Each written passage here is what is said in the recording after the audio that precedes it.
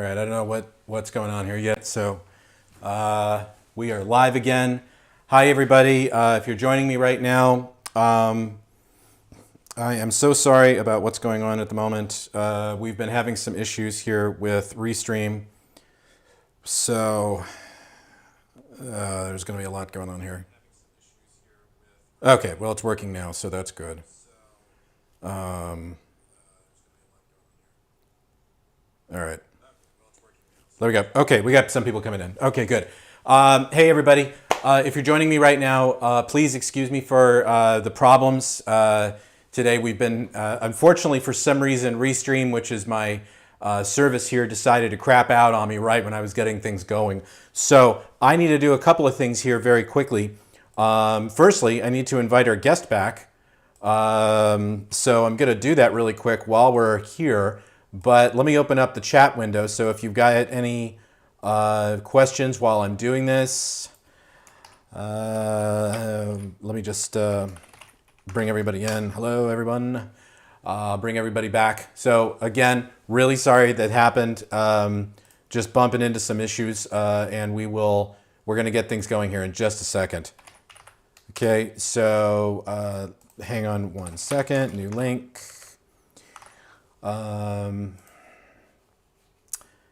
Hi, sorry about the screw up here.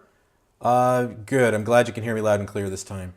Let me bring my guest back in here. Let's bring him in. All right, so he's got the link now, I think. And we'll be able to get going here in a minute. Okay, yeah, there he is. All right. Hello, Andrew. How are you, my friend? Good to see you. Let's see here. So I'm just going through all of this, and I need to add a few other things. So what we're doing here today is we're going to be doing a session. This is our brand new session, our brand new series called Ask NUX. And the purpose of this is to help you answer some of those burning questions that you have out there on just about every one of our products that has to do with guitars. I'm not a drummer, I'm not a pianist after all. But I'm here to answer those questions for you. And we're going to bring a guest on here, hopefully in the next couple of minutes, where we're actually going to build some presets. We're going to work on some presets together for the MG30. So the whole purpose here is to help you, but also help, one of our customers that asks questions and then broadcast that out so everybody can benefit from the information. So I hope you'll enjoy today's session. And I also have some questions that I have compiled from all of our social channels. Sorry, I'm stumbling over myself a little bit here because I just got a little bent out of shape on all of this. So bear with me as I'm getting everything else set up here. So let me just bring up the old QuickTone editor there. Hello, QuickTone. How are you, my friend?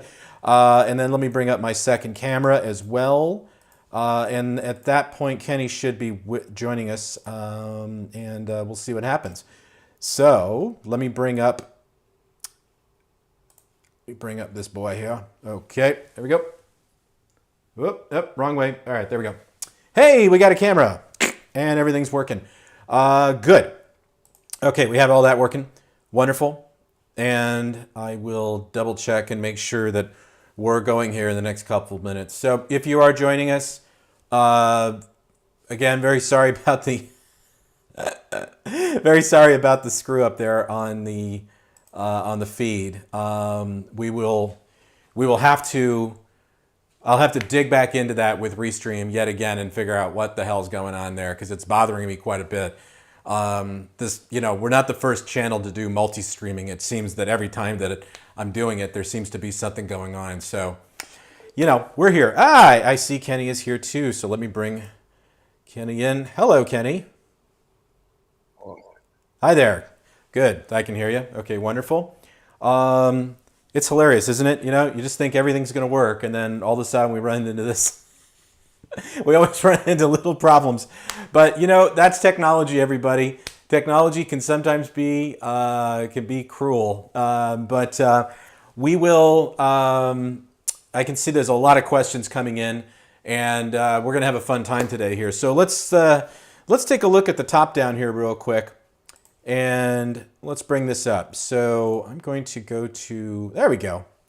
But I'm going to swap those around. Woohoo! I do love me some technology when it works.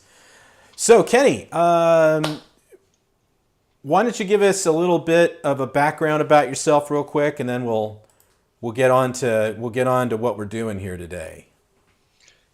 Hi, I'm Kenny. I live in Southwest Florida, and I've been playing guitar since I'm 9, and I'm 63. And I had a bit of a hiatus from playing electric music, and recently decided that filing pedal was something that would fit nicely into the music work I'm doing. And after doing a lot of homework and etc., watching lots of videos from people like the pedal guy, I determined that the NUX MG30 was a good fit for me, and I have had quite a journey figuring out how I would apply it, and having a resource like the pedal guy available to sort through that, uh, we reach out to him to help me figure out how to best use it. Well, thanks. Yeah, Kenny reached out to me, and I felt at the time that we could turn this into a really good educational experience for all of our MG30 users out there, because I get a lot of questions all the time about these particular topics.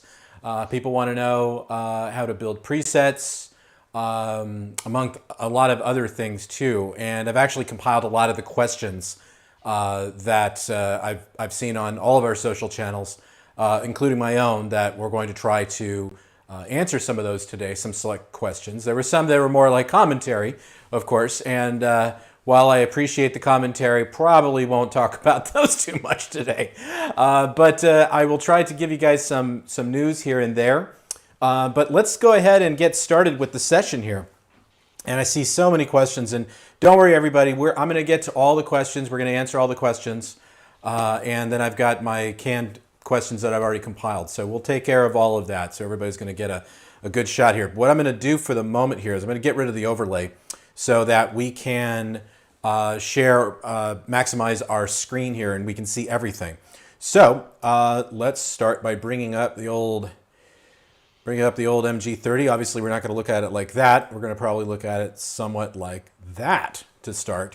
So the MG30, what Kenny did is he sent me 4 presets, and he has some particular questions about volume matching, about design, things like that, and we're going to go through that. So Kenny, there is one question I did forget to ask you, which is, what type of guitar do you play? Do you play single coil or humbuckers, or what's your poison?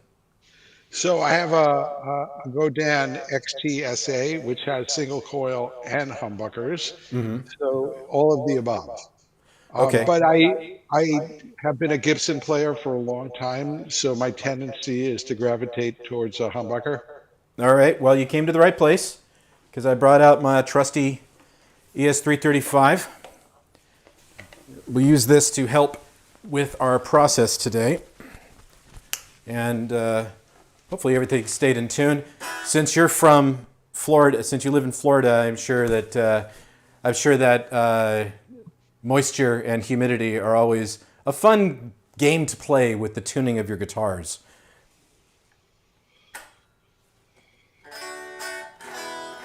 All right, so let's bring that up.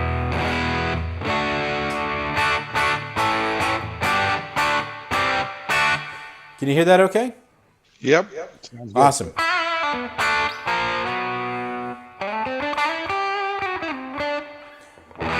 Okay, so apparently we're hearing some sort of an echo on your side there, or one of our viewers is hearing it. I'm not sure how we can address it other than what we've already done here. So I'll probably end up talking a lot here. So, wrong note. Okay, let's go ahead and dig into these really quick. So I'm going to scroll ahead here and go to the ones that you submitted to me. So what we have here is we have one called Deluxe Reverb.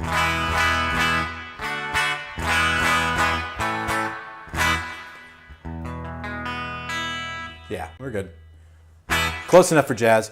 So we have one called Deluxe Reverb. We have one that has Roland Jazz. This is based obviously on the JC120.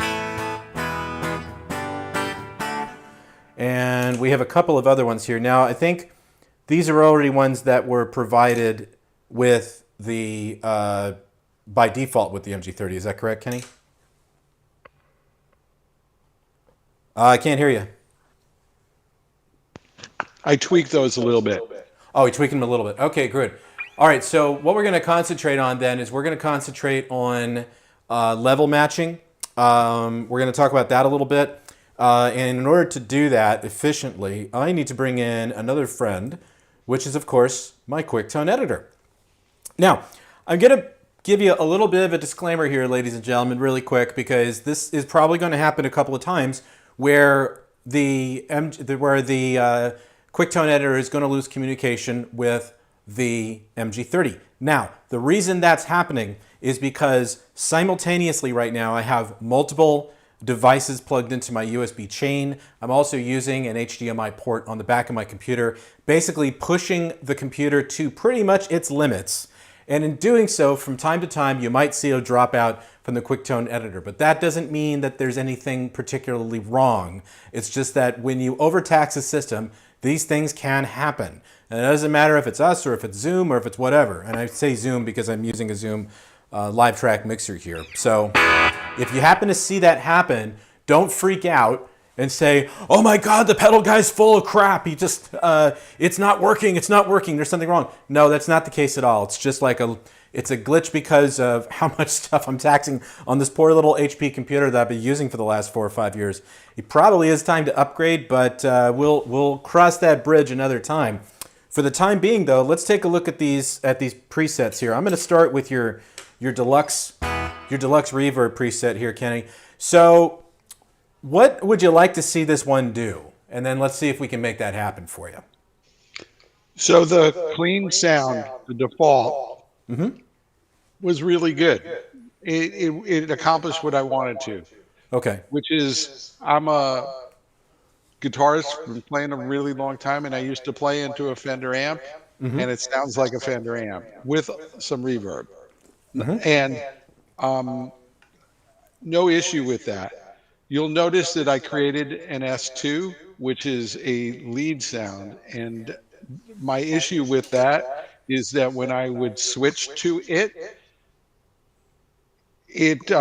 my desired output was really going to be a traditional overdriven version of the original sound. And I could never quite get that to work.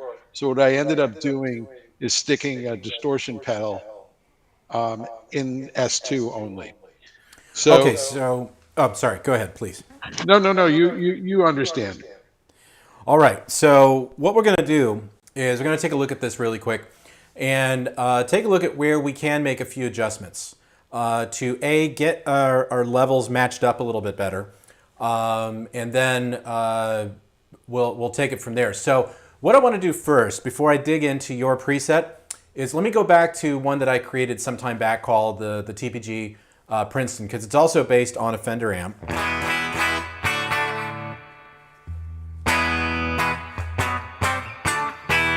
Okay, and in this case also there is a scene 2. And I designed this one to be more of like a Who sort of preset, so if you wanted to do some of those, you can get those really nice Townsend sounds.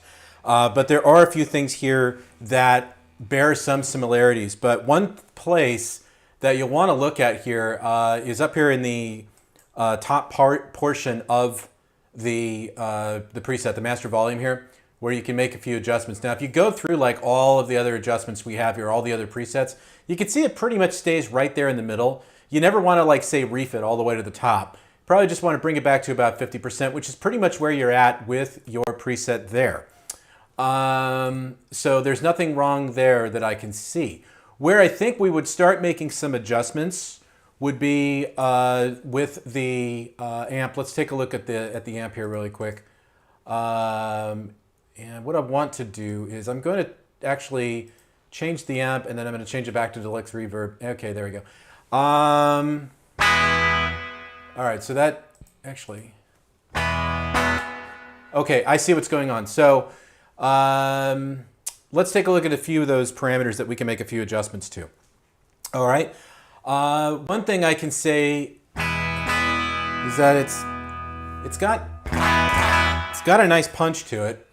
What I would probably start out with, and I typically, this is just me, and this is just the way that I work. And let me just make it clear that I'm not the end-all be-all on programming rigs and everything, but I've been doing this for a while, so you kind of know the ins and outs of the MG30 as you work with it. So one thing I do tend to do is just put a little bit of noise gate on. Not a lot, just a little bit, just in case when something gets a little punchy, or you run into, say, noisy electricity or grounded problems, because we've all played those clubs where they don't exactly grasp the concept of how to do proper electrical grounding. You can run into some problems. So I typically put a little bit of noise gate on the preset. And Kenny, by the way, I am going to send these to you when we're done. So don't worry if you miss something.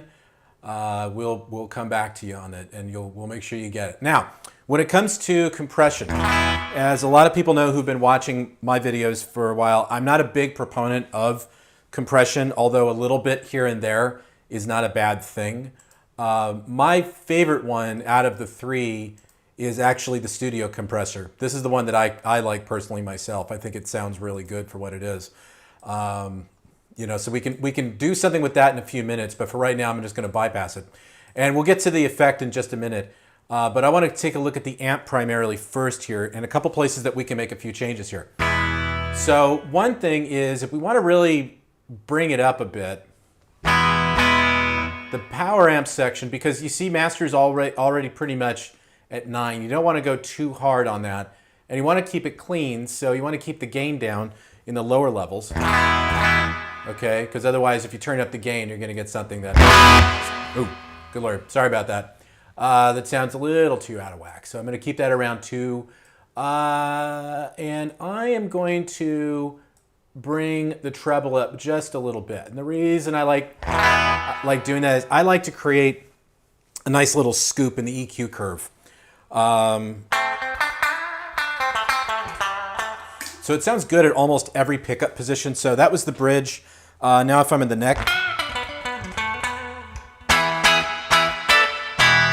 By the way, I was brought up on Fender amps. Those were my amps when I first started going. So when I first started learning how to play all the way back there in the 80s with stretchy pants and teased up hair. Well, I didn't have stretchy pants or teased up hair, at least not yet. But there are some high school photos I wish didn't exist, but don't we all have those? Let's see. And by the way, guys, I can see all the questions coming in, so please keep them coming. Don't worry. There's no such thing as a dumb question. I encourage the camaraderie. Okay, continuing on here. Bias is also bias and level with the power amp. I want to keep that bias right at about 60 to 70%. I get a nice,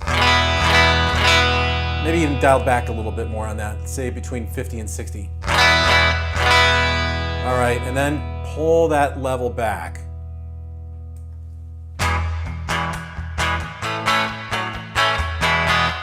Okay, so we get a nice punchy sound. So if we go from the neck to the bridge, okay, still getting a little bit of distortion, and that could be just playing with the master a little bit here and there.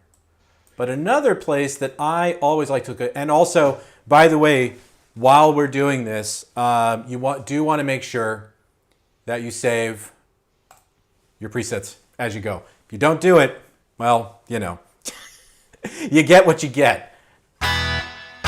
But that sounds pretty good. What do you think, Kenny? How's that sound?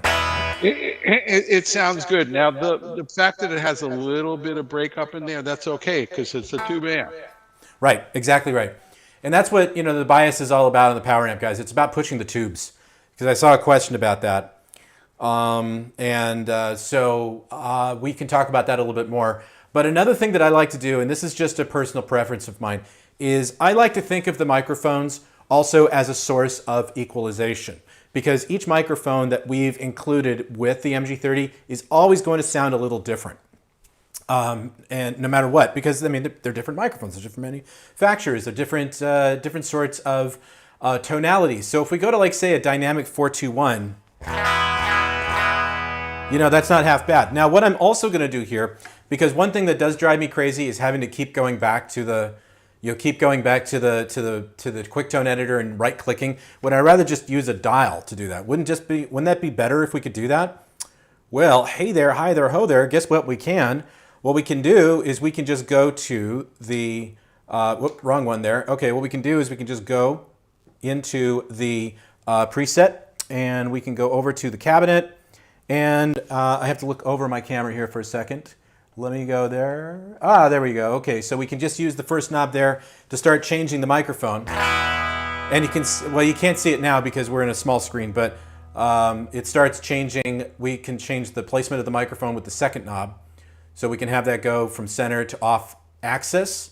So let's first find a microphone that may suit the sound a little bit better. Okay, so there's the 421. Here's the SM57.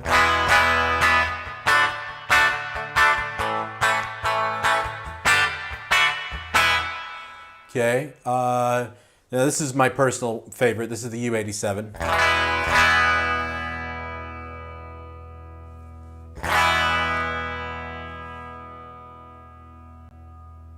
Huh, I'm not hearing anything. That's really weird.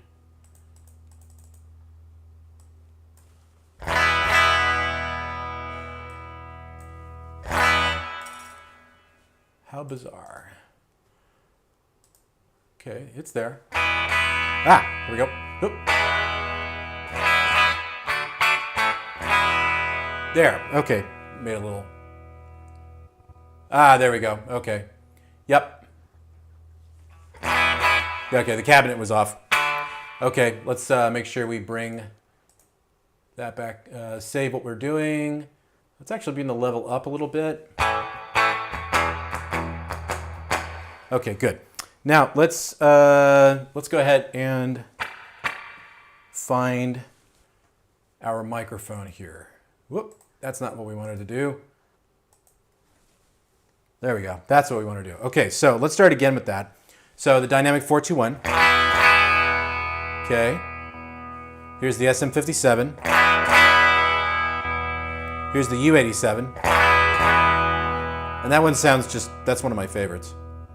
This is the Royer 122. So it's ribbon mic.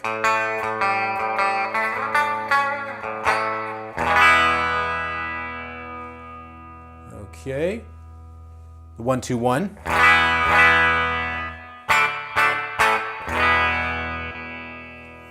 The C414, AKG, and let's see, the C3000.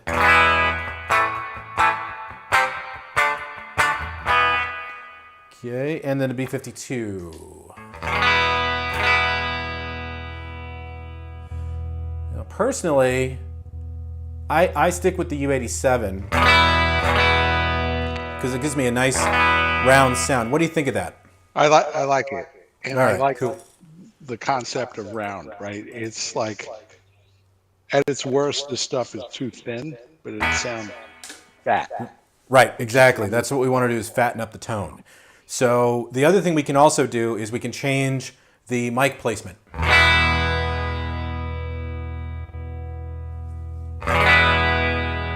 So you see how that doesn't sound quite, it's off axis, so it doesn't sound quite as focused. It almost sounds a little muddy.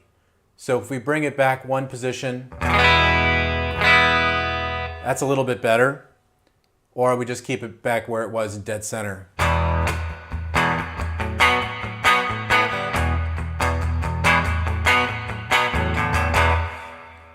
All right.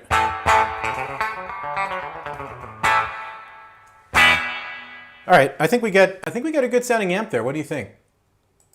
Yeah, I like it. I mean, it was pretty good as is, but the fattening, because I don't understand mic placement, or mics so much. I left it as what was default. Right. And I know SM57s, I just stayed with it, but I think what you chose is definitely better. I think it's, yeah, I think that's going to give you a better tone overall there. But let's take a look at the next spot. Now, we'll talk about overdrive in a bit here, but let's talk about a couple other places where you can enhance, but you can also get yourself into some trouble. And definitely one of those spots is the EQ section, because the EQ is hot, especially the 6-band EQ. This is the Boss-like one. And if you're not careful here, you can really get yourself into a pickle with overdrive, or actually digital distortion, which is kind of what you don't want to do. For example, this is like a little Happy Meal going on here, where we can take something from this to this. So see, it's got a bit more brassiness to it, but it does stand out a little nicer. And pull the levels back just a touch. But you see how you don't really have to actually do that much in order to get that sound? It can actually pull the level back just a tad so that you still get the bite without overdriving and distorting. So turn it off. Just adds a little bit more to the, it just adds a little bit more to the bottom and the top there. Let's bring it back about a decibel. So there's without and then with. In fact, I'd actually bring the bass down a little bit there. And by the way, you can do this with the wheel on your mouse. So if you're using like a wireless mouse and you're using the wheel on it, you can just navigate the mouse to any of these various controls, and you can actually just pull it back, or do it a little bit at a time. So you can make very nice small adjustments to get that overall effect. So let's continue on, but of course, before we go any further, make sure you save those presets, everybody. Now, send and return. Obviously, we're not using it in this case. But Kenny, this is another place where you can run into a little bit of digital distortion when you're building a preset. So what I've always done is advised everybody, if they're going to start working with, the send and return, like where you're going to incorporate a favorite pedal into your MG30. I always tend to pull the send and return back a little bit, just to make sure that I'm not overdoing it on the signal path, because sometimes when you do incorporate the send and return, it's just like Distortion City all the way until you make a few adjustments, especially on the send. But we don't have to actually do that today. Okay, so we have modulation, and this preset didn't have modulation, but we can certainly add it in if you'd like. It didn't have any delay either, but we can certainly add that if we want to. I do love that. I do love that delay. It's a nice one. Now the spring reverb, this one sounds really good where it is, I think. I tend to get a little conservative on my reverb, not because I don't like reverb. I love reverb so very much. But I don't want it to take away from the overall focus of the sound. So I'm going to suggest maybe dialing that back just a tad to something like this.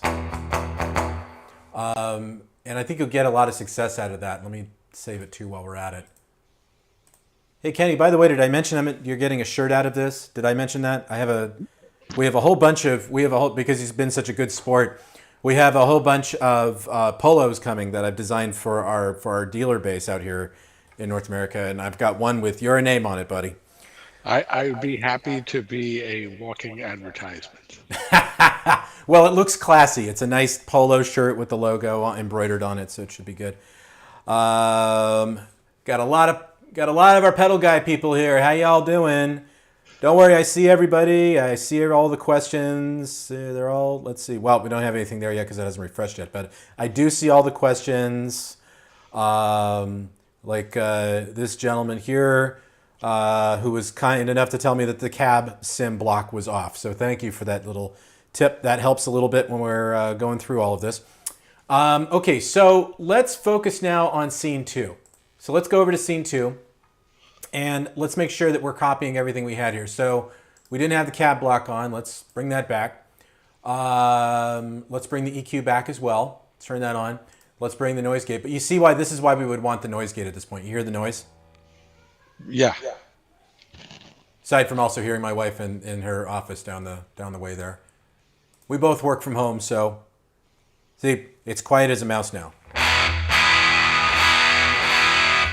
Okay, so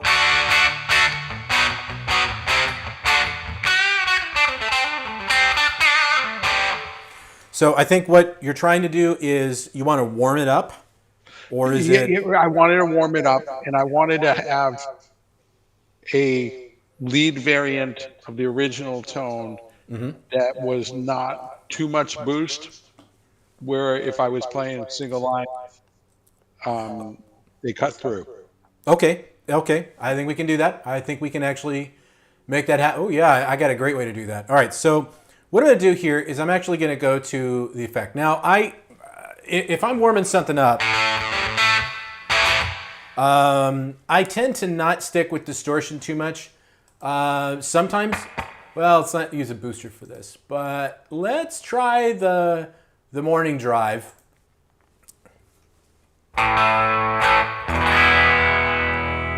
What we'll do is we'll bring that drive up. We'll bring the tone right about yaw. All right, we'll pull that volume back a little bit. I think we can actually turn the tone back a little bit because I've been introducing a lot of brassiness with the amp and with the EQ as well.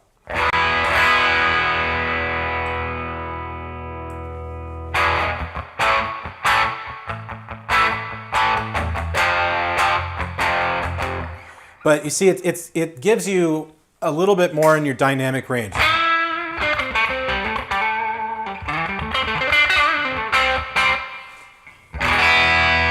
What do you think about that? I like it. It sounds better than Distortion Plus. And remember, what I was kind of going for was the classically overdriven sound that you would get if you cranked the gain and lowered the master volume on a traditional channel switching amp. Right. And that's exactly what this is kind of doing here. Morning drive is really wonderful sounding overdrive because now we have that nice oversaturated sound, whereas before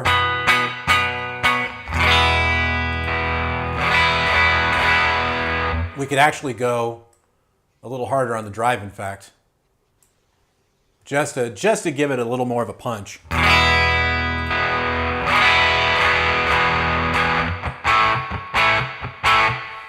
Something like that. What do you think? Yeah. Play some single lines. Play some single lines. Okay.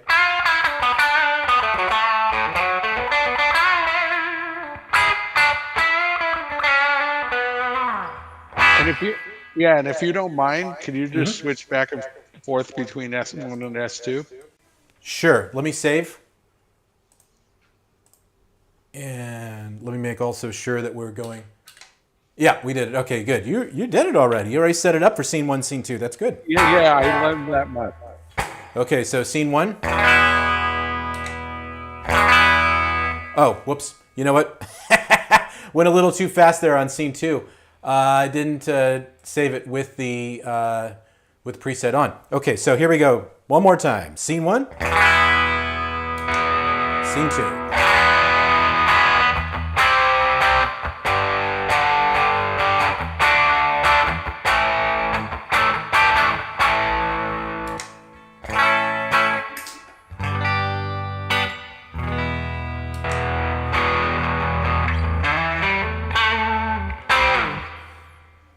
That's got a nice punch to it. What do you think? Yeah, it's good. It's definitely better than what I had. Now, you wanted a third, did you want a third option here? Well, I was trying to keep it simple, but show it. Okay, well, you wanted to maybe boost a little bit for a lead variation. Yeah. What we could do here is we could simply turn this into a secondary drive, and we could do that over here for scene 3. So scene 3, we would have, well, first we have to go back in and make sure that we're... I had turned off S3 for that preset, so that's probably the issue. Working on that now. Okay, scene 1 on. Because I just was looking for a toggle. Sure, of course. So if we do S3, so the control panel then becomes, it's going to cycle through, right? You're going to go 1, 2, 3, back to 1. Correct. It'll just be 1, 2, 3, and then back to 1. So you can try it, and then if you don't like it, you can always switch it back. That's easy enough. All right. My sales reps are calling me right now. Never a dull moment, right? Okay, so let's... That's lo-fi. That's lo-fi is what that is. Okay, bring that in. Bring the EQ back in. Let's bring in the spring reverb. Okay, so now this is what scene 3 sounds like. So let's save it. And then let's just toggle through it really quick. So scene 1, scene 2,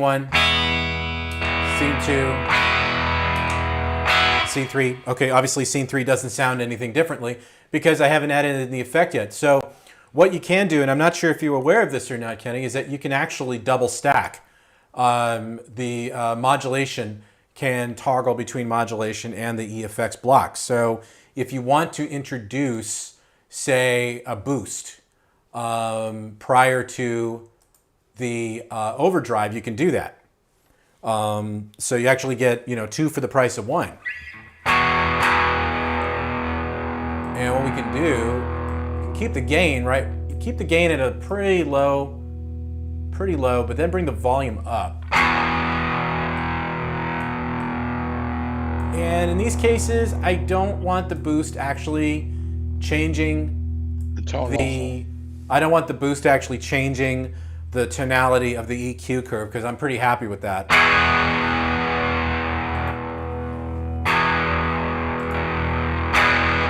Can actually bring the gain back even further, like as the lowest you can go with here, and then bring that volume up and just make the volume, just make it a big giant clean volume knob, right?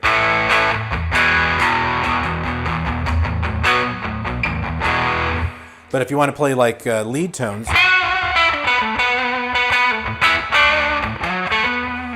does sound a little brassy though, so I'm gonna bring the volume back just a little bit. I'm gonna bring the treble back a little bit.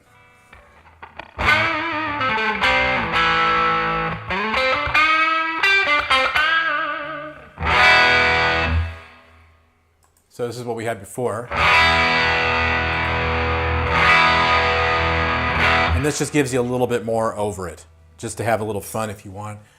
And another place you can also go to is you could go to the delay and just put a little delay in there. I tend to go with the tape echo. And with a low repeat. And so when you're playing and you're adding in a delay, do you? Yeah, I'm just adding a little bit of a delay on the third scene. Right. And are you not dealing with the tempo at this point? No, I'm not dealing with the tempo. I'm trying to think old school, like I'm just trying to think about like not slapback, but just a little something something there, just to give it a little more aural definition, if you will. Because we're going to talk about doing this for a delay.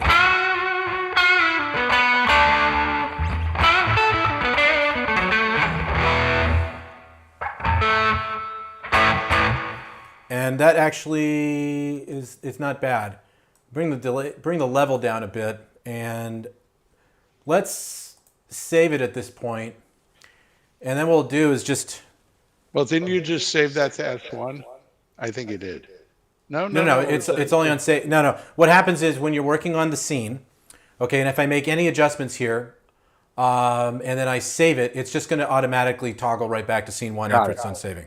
So what's happened now is we have 3 scenes. So what we've done is we've built scene 1, scene 2, Really clean. Yep. and then scene 3. So you can have the scene, you can just use the scene 3 or not. It you know, depends on you. If you want to ever turn that off, let me show our viewers how to do that. Little cute trick here, guys. So let me toggle back here. I'm going to go back to my MG30 here. I'm going to use the rotary encoder. Press and hold down, and this is where my 4 destinations are. So you can do this from the QuickTone editor as well, but you use the 4th knob here, and you select where you want the destination to go. In this case, scene. Then press it, and then you can choose between scene 1, scene 3 on, or scene 3 off. And when scene 3 is off, what this means is that when you're back on the top window here and you're going through the different scenes, it goes scene 1, scene 2, and then it toggles back up to scene 1. But if you have it turned to on and then go back, you can go scene 1, scene 2, scene 3, and then it pops back to scene 1. So I actually did a YouTube short on that earlier this week, which was kind of funny. I've been doing shorts again because shorts are now, they've made some improvements on YouTube for YouTube shorts. So when somebody sends me a question, I can actually now answer it with the video with a YouTube short instead of just typing out a bunch of blah, blah, blah, which is kind of neat when you think about it. All right, so I'm going to keep it with the scene 3 in when I send it to you, and then you can, you know, work with it or, you know. Oh, no, turn it off. it's good.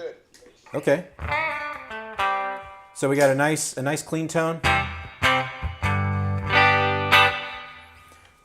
Then we can move to a nice distorted tone.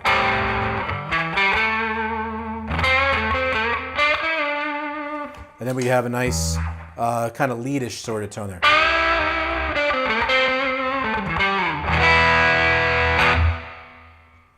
And of course, you know, the other thing you can do, and I'm sure you know this, is you can just move anything around you want. So if, let me swap the windows out here really quick, and then we'll move on to the next preset. But if you wanted to, for some bizarre reason, put the reverb before the amp, you can do that. Oh, what happened there? Oh, there it goes. Okay, my mouse was just goofing off on me. Okay. How much of an impact does doing what you just did have? In what way? From a tone perspective. Well, if you put the reverb, say, at the beginning before the amp, what's going to happen is the reverb is going to go into the preamp of the amp and the EQ section and all of that. And so what you get is, that means that the reverberation is going to get almost triple amplified to a certain degree. Okay, so we got before the amp, it sounds very closed, kind of nasally. And it gets even worse if, like, say we went over here and like turned on, you know, the distort. Whoop, nope, that's not what I wanted to do. All right, let me jump back. There we go. Bring it back over here, and then let's say turn back on the overdrive. You don't want that sound. Put the reverb over here.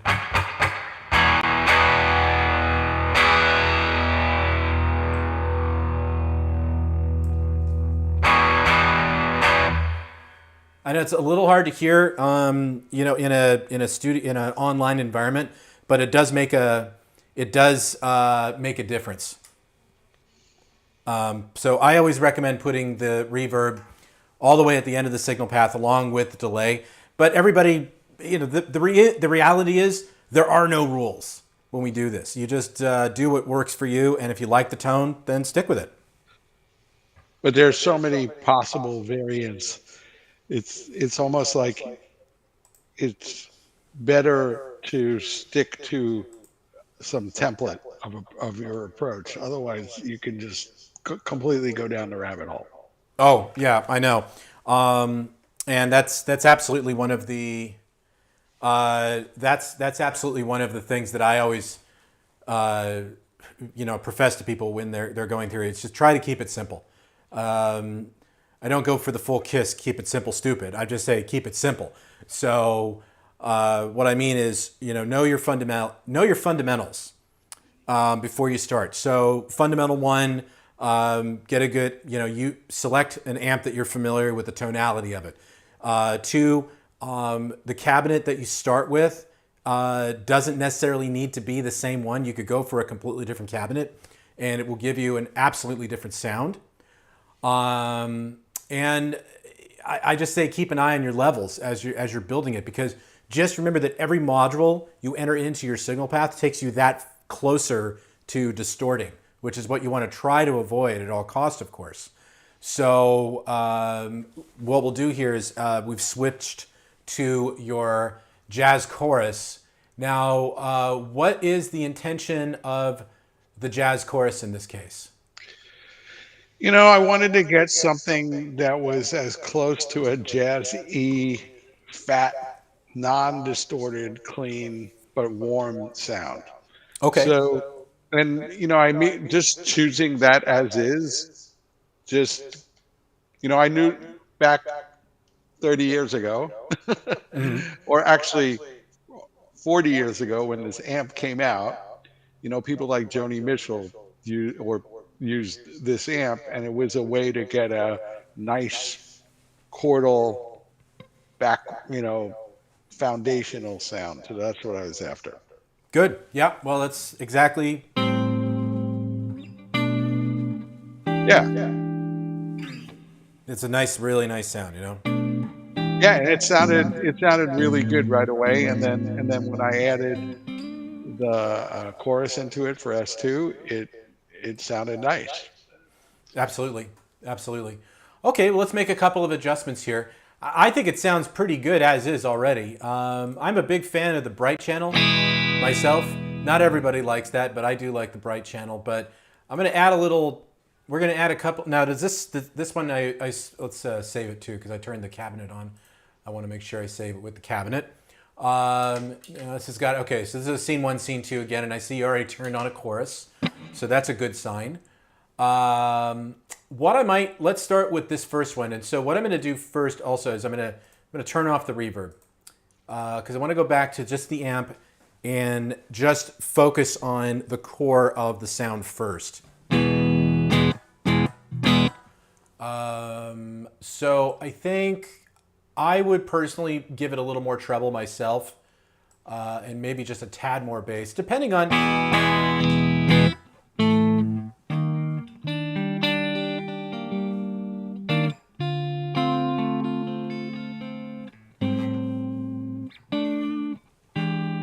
Yeah, and I think the thing I learned too is I actually didn't have the guitar I ended up using with it. And so I set it up with a different guitar, and it's very different, right? So there's variations that you have to adjust for based on the instrument, which is obvious. Absolutely. Let's keep saving as we go along here. Now, let's take a look at the microphone. And actually, I'm going to swap the screen out here again and go into the screen here and do it from here, because I like to use it with a knob rather than just a bunch of right clicks, because I want to keep playing while I'm selecting a different microphone. So let's start all the way at the beginning, which actually is the one that was on before, which is the Dynamic 421. Yeah, the SM58 is not, or SM57 is not the ideal microphone if you're trying to create a nice jazzy tone. And this is where, this is the U87. You can see now this is where I might actually vary and get away from the U87, because it's almost completely muddied the tone. Yeah, it's like muffled. Yeah. But you see how the ribbon mics,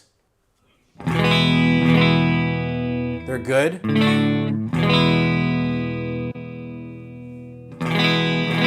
C414.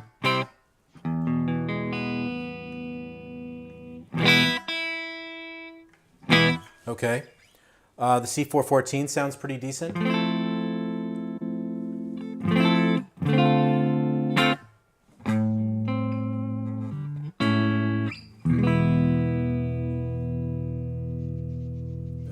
Let's see. Yeah, no, I don't like the B52 for this. You know what? I think I'm going to stick with what you had before. I think I'll stick with the 421.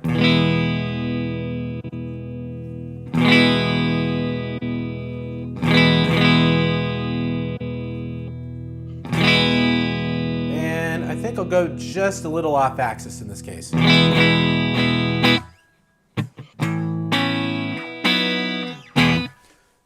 And let's see.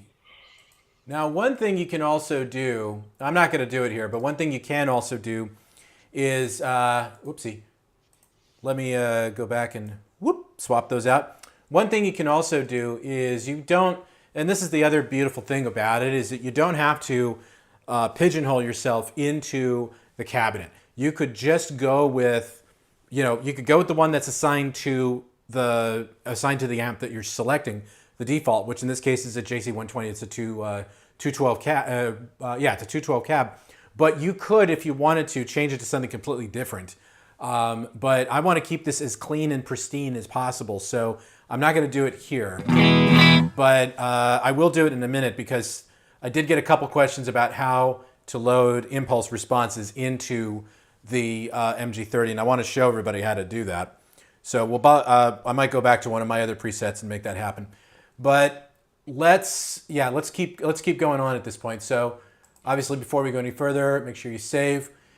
Now, this is a place where I would say you do want to have a compressor. You do want to have a compressor here. So I'm going to turn a compressor on. But as you can hear, that all the dynamics are completely gone. Now it's coming back a little bit. So tend to just... This may not work. Who knows?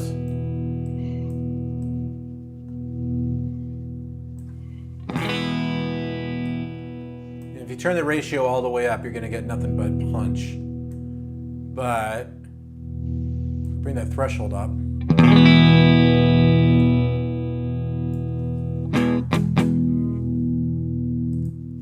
So here's what we had before. So it's just giving us a little bit of extra punch. So when we're in the neck position, and let's say I turn that reverb back on.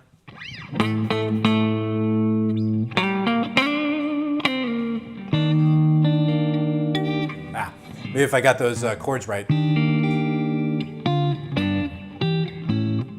It's funny.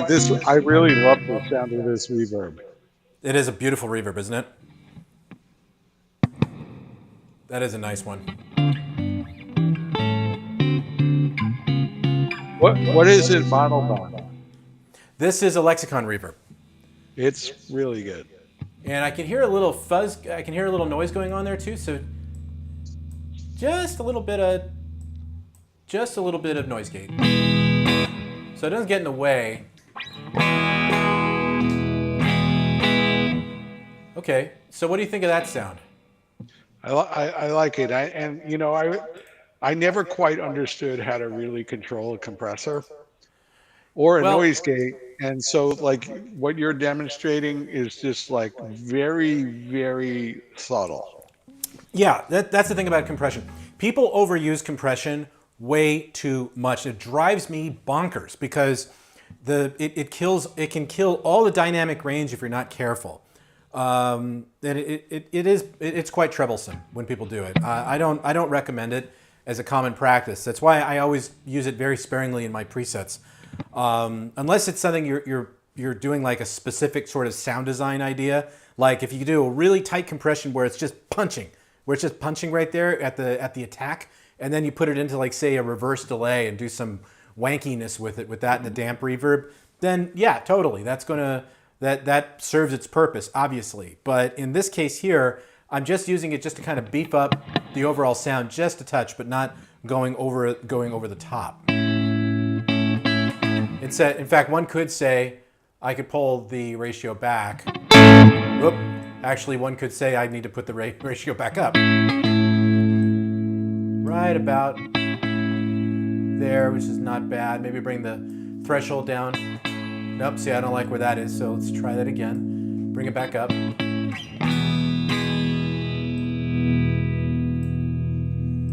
Bring the release back.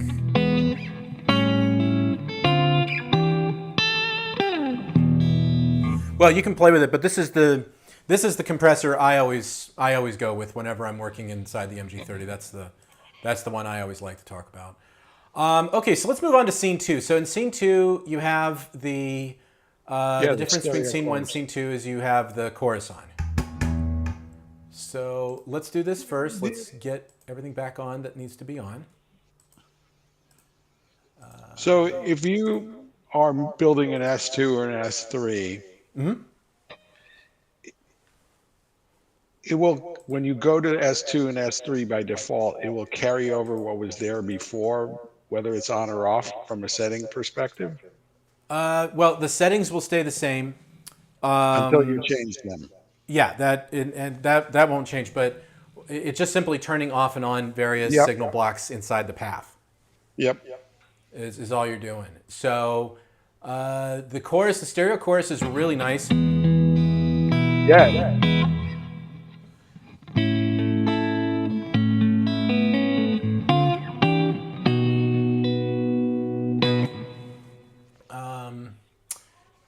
Let me just play with a couple of the other ones here just to give everybody a little bit of a variation here.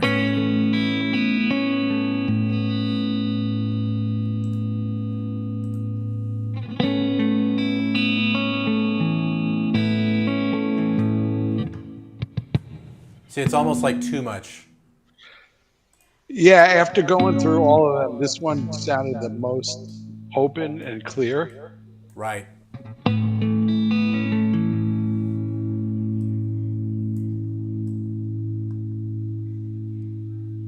Yeah, because you want it nice and you want it...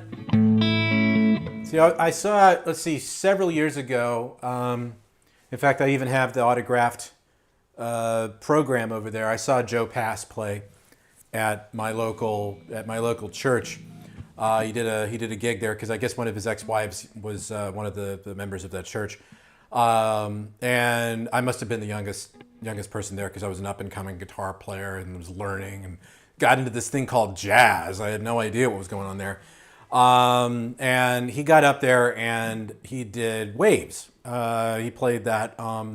And if you've ever seen Joe Pass play, did you ever have the opportunity to see that, Kenny? I have. He's something else because he played the bass line along with chords and lead lines on top of that. It was something else to watch that dude. And he went. The only thing that drove me crazy is he went so over the top with the chorus sometimes. He did a cover of Billy Joel's "Just the Way You Are."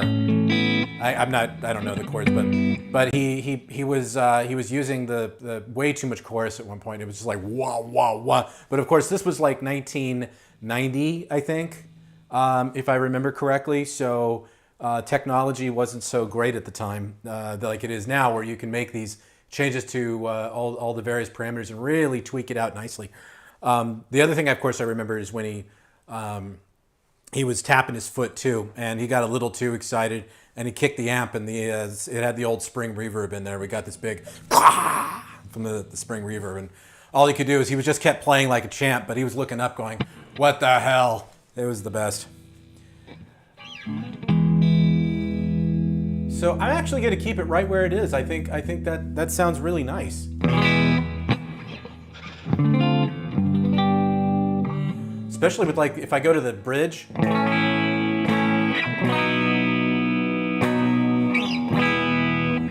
So if you Rush fans, of course.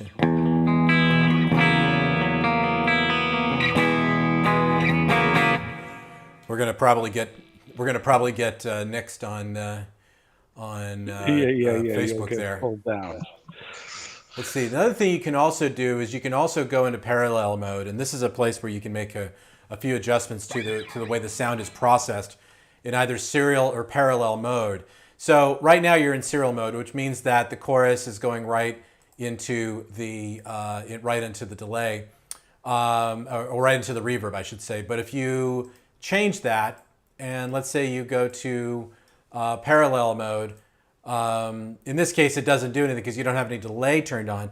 But if you had the delay turned on, you get two signals that are then summed sent to the reverb, which you can do that here. You can also do it after the delay as well. So you can have the chorus, the delay, and the reverb in parallel mode, where they're all individually processed and then resummed. So it can lead to some very interesting sound design options if you choose to go that way. In this case, it doesn't do anything for us because we're just using a delay, and we're using a chorus, and we're using a reverb, which is absolutely fine the way it is. I don't think you need to change anything more at that point. You know what I should have done in thinking about all this, Kenny, is I should have created a duplicate of each one of your presets so that we could hear before and after. I bet I can do that. There you go. So let's go back to the top window here. Let me go back over to the app there. Okay.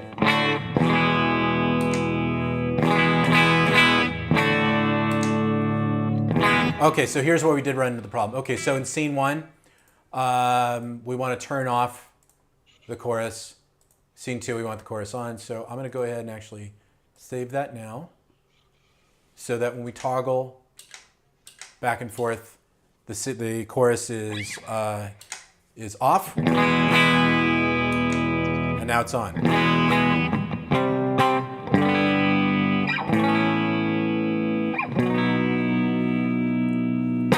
So we got that, and then let's go back to the old one. So we have some really different sounds here now, don't we? But by doing all of that, if I now go to say, let's go to one of the default presets here. So if I go from here, listen for the volume now, okay? And now I'm gonna jump up to LT. It's about the same. It's not. It's actually a little louder, in fact.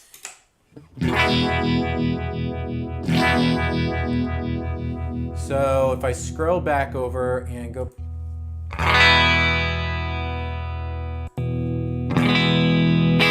it actually has a little more punch.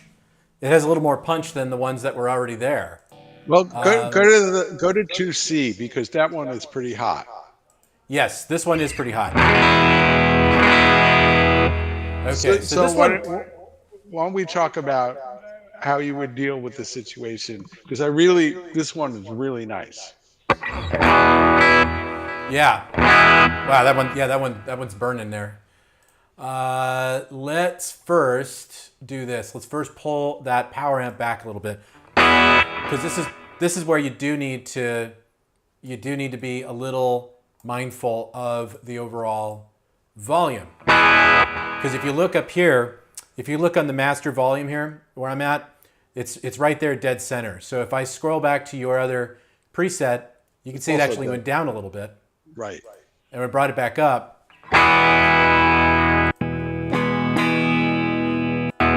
It's actually even louder at this case. So what you could do, because if we look at the master, the amp. We're taking a look now at the Deluxe Reverb amp, and I'd actually pull that back a little, the master back just a little bit.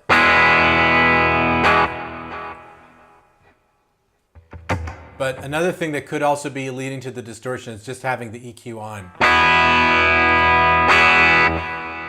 It's very slight, like minute, but you can hear it. That it's not actually doing much to the EQ curve, but it's actually boosting the volume just a touch. And so you do want to be mindful of that. But this would be a good place to, kind of let our hair down, so to speak, Kenny. And perhaps, I don't have much hair these days to let down anymore. But this is a place where we could have a little bit of fun with the cabinets. So what do you say we have a little fun with it? Ain't never gonna have too much fun. You can never have too much fun, of course. So I am going to first turn off the effects just so we can start playing Jane. So again, this is about that whole, let's go back to basics and let's define the sound, and then after that, get a little flamboyant. So I'll actually turn off the compression. I'm going to turn off the noise gate. And now we're just going plain Jane here. So I like the Deluxe Reverb right where it is. But here's the beautiful thing about it. You can use any cabinet you want. You don't have to stick with a Fender cabinet. You can go with a completely different one. For example, we could go to a Vox if we wanted to, a Vox AC30. That doesn't sound too bad.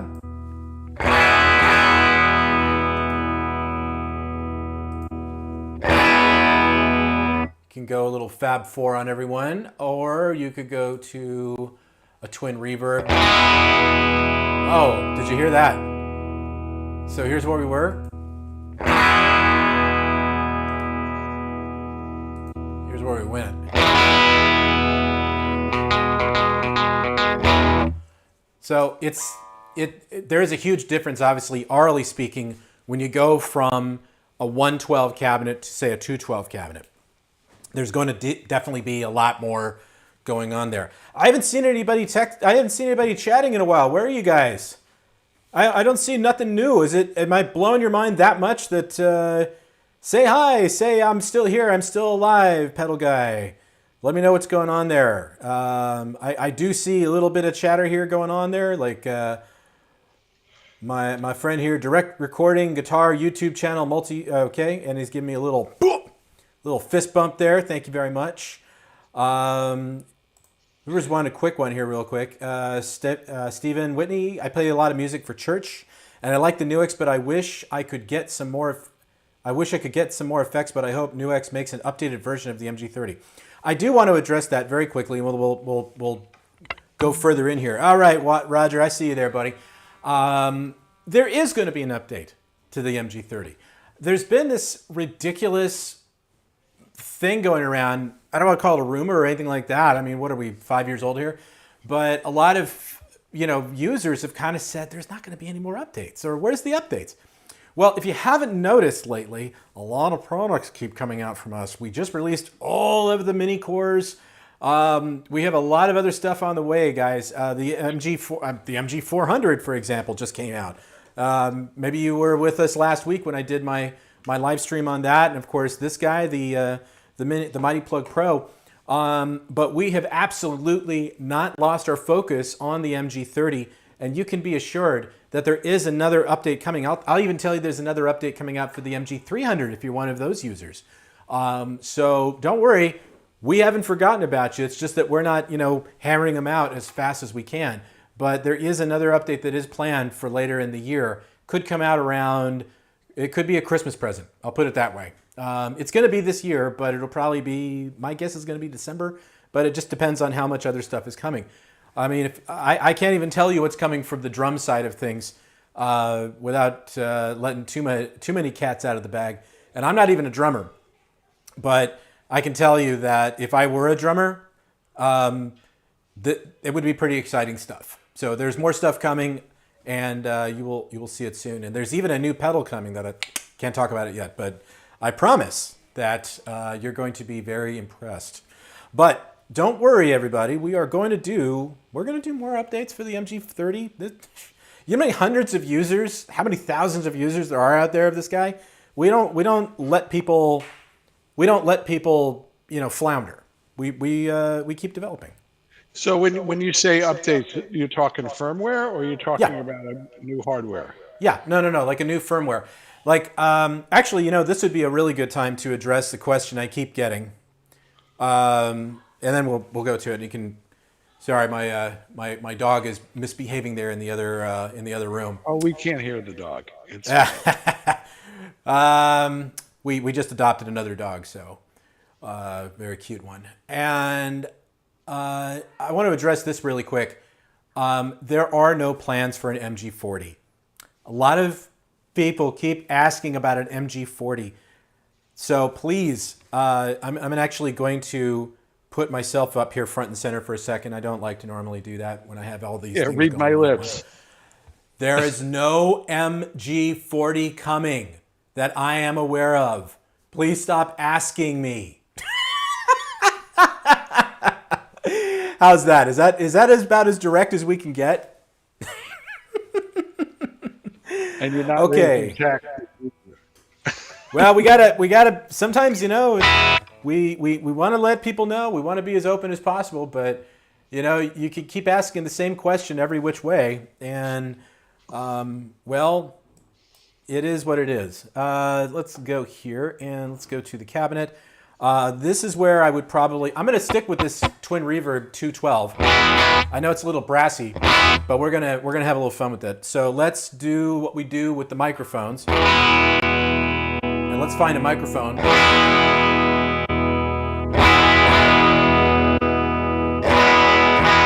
Oh yeah, listen to that.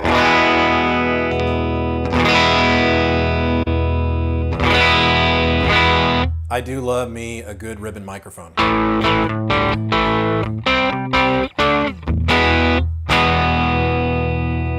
This is one of those moments I wish I knew the Beavis and Butthead theme song. That would have been great.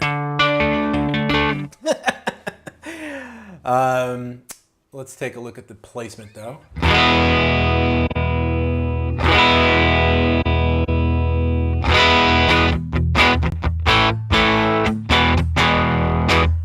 Yeah, I think I'm gonna stick with that. So what I did, let me switch screens here again.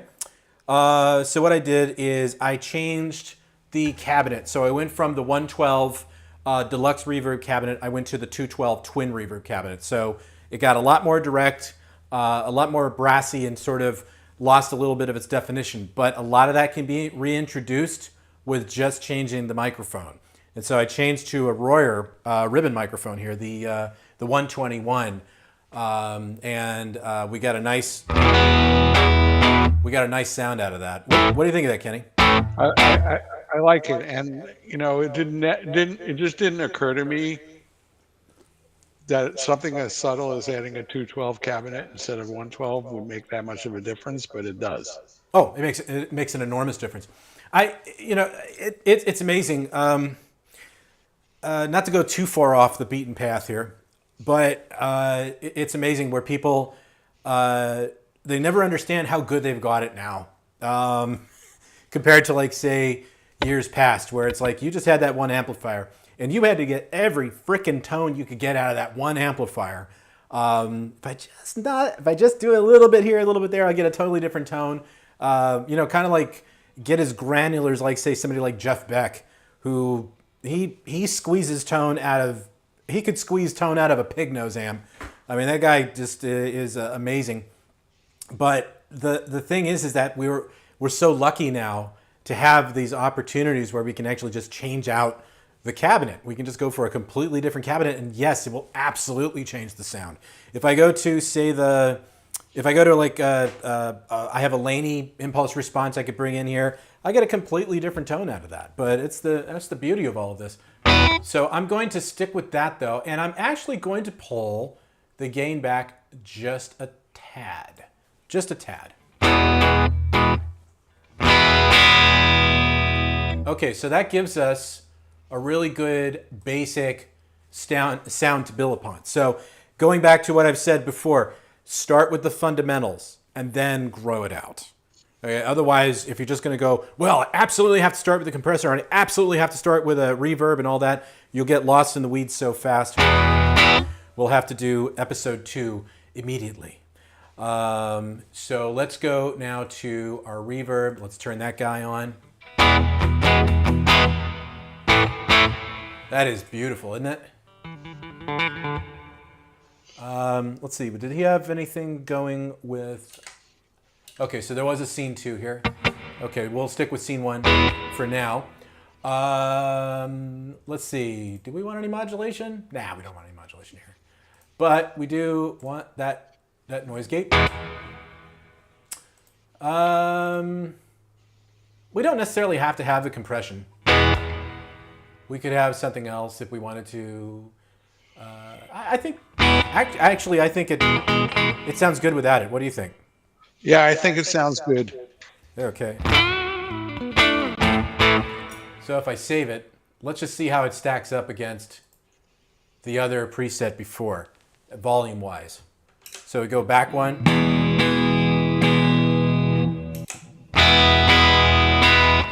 All right, so that's, volume matching.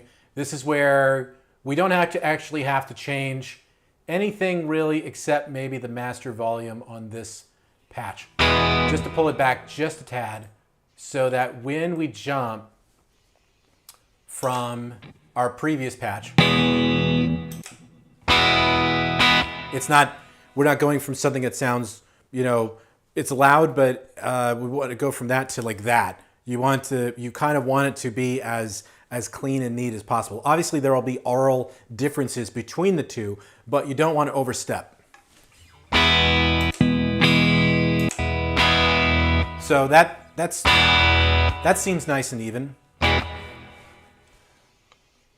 Not to say you can't blow their mind every so often and come up with something interesting there. But let's take a look at the scene 2 and see what Jonk did here. I'm going to stick with my previous statement about the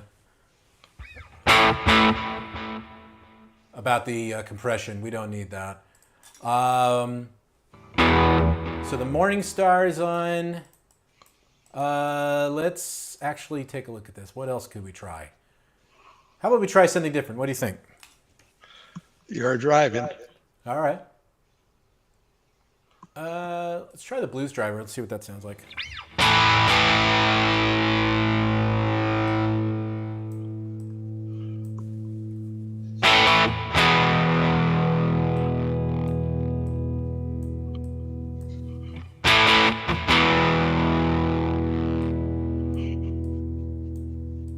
I just want to warm it up.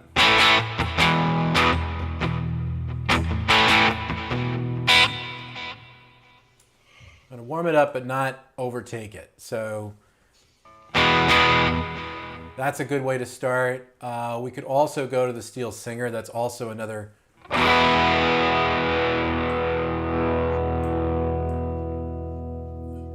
This one gets really strong.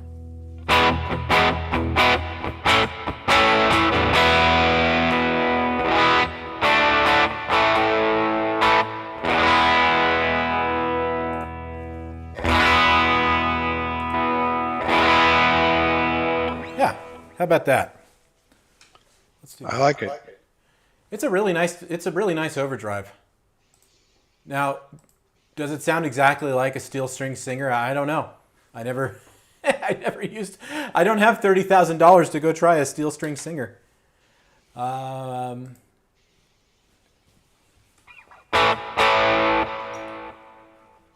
right, so this is one we might want to...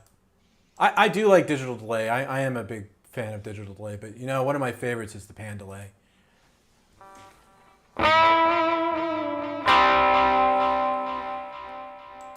Nah, let's do duo time.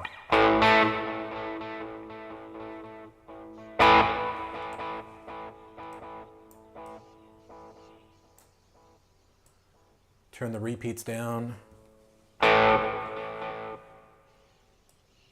Maybe change the... What I'm doing with it, Kenny, is I'm using the delay as a means to open up the sonic plate, or maybe the landscape, if you will, the soundscape. But I'm making sure that it's not going to overtake everything else that I'm playing.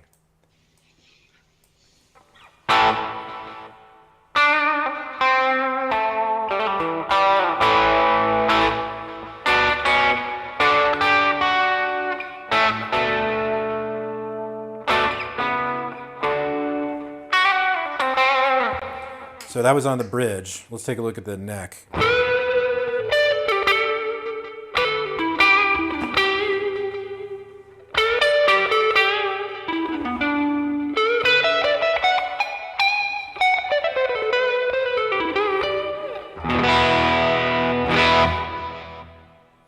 What do you think? I like that. Cool. And for me, the whole problem with delay is always about getting it so that it's not overtaking the sound. Right. You can get lost orally speaking pretty quick in all of that. So this is where we might get a different sound if we go from serial to parallel. Let's take a look. So if we're in serial mode,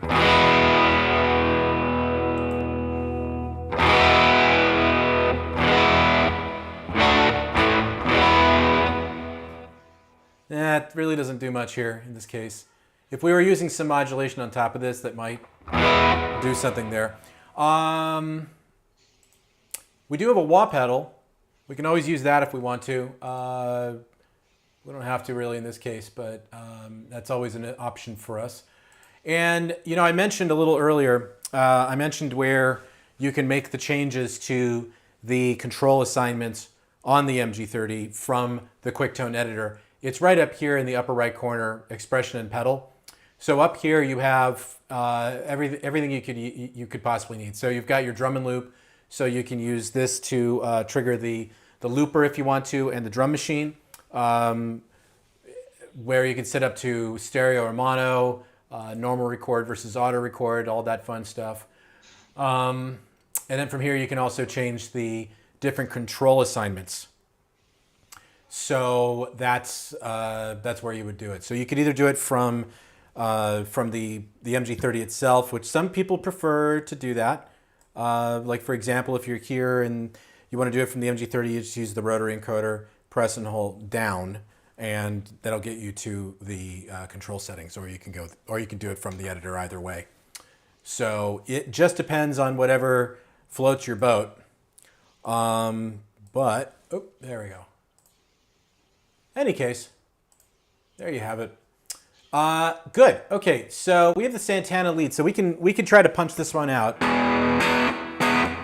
I was even listening to Europa a little bit just so I could try to get that sound. I was not successful at it, but still,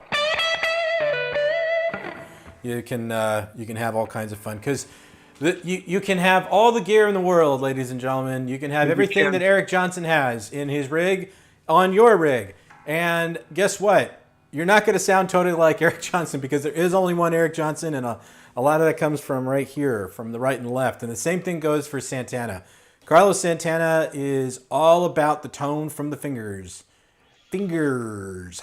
So, and this one sounded really good, straight up. You know, I think my questions to you were more about normalizing it volume-wise across the other patches, right? Okay. So, and the reason why I added plus lead is that the S2 has a boost in it. Good. But it sounded really good live. Okay. So let's take a look at the previous.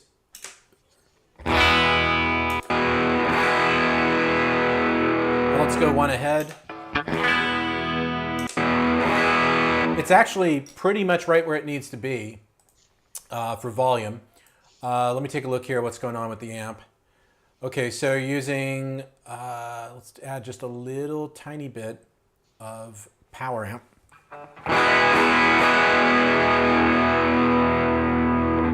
And I'm going to keep everything else the way it is because I don't want to botch up what you got here because I like the way it sounds.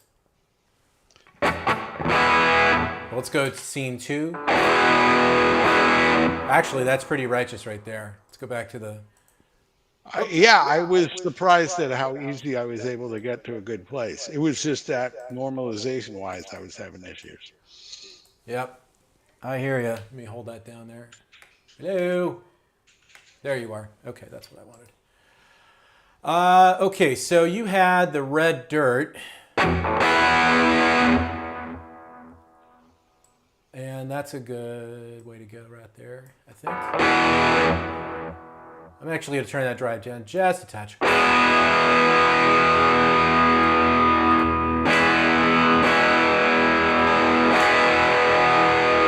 Because you wanted to use that more as a boost, right? Yeah, exactly.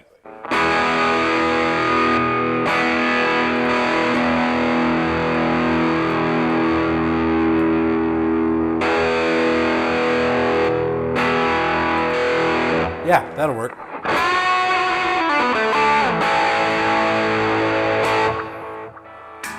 If I only knew any Santana songs to play.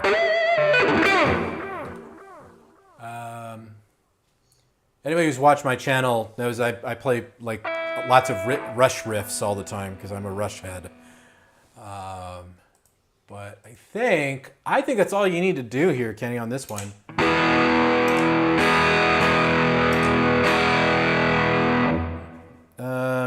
So let's go back out here. It's pretty normalized right there, right? So go from the semi-clean.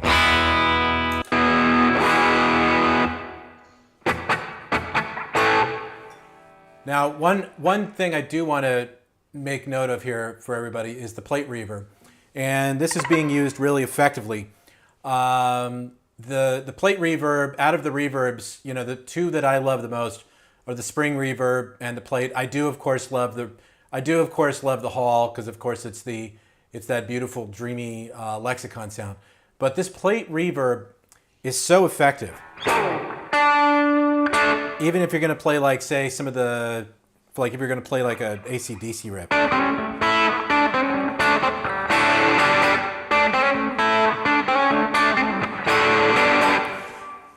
Kind of muck that up a little bit, but that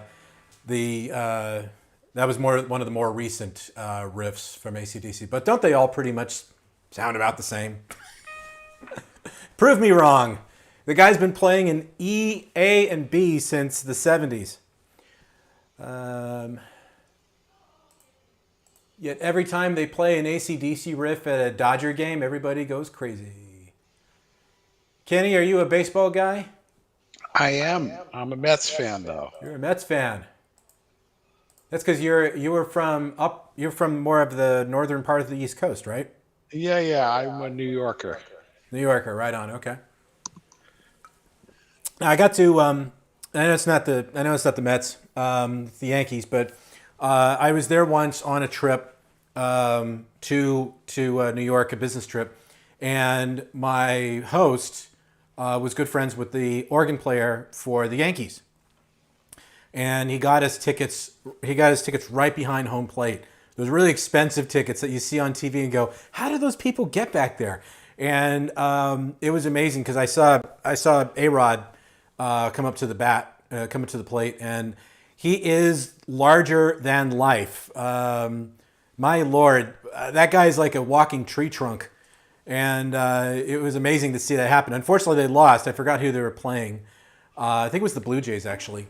But what a stadium! And this was the new rebuilt Yankee Stadium, not the old one that was falling apart. But yeah, that was probably one of my most favorite baseball experiences for sure. But one of our dream vacations one day is to just fly to the East Coast and just drive up the East Coast and hit baseball stadiums all the way up. And just watch a game in every city if we can. I live the dream, Kenny. I have a wife that loves baseball. Well, as does mine. That's usual evening entertainment. Then we are both lucky men. We are. We are. Okay, cool. So let's just review really quick here. We did 4 presets, and then we're going to turn our attention to some of these questions. Try to get some of them answered here. So we have a Deluxe Reverb. We have a Roland Jazz. We have a semi-clean. And then we have a Santana lead.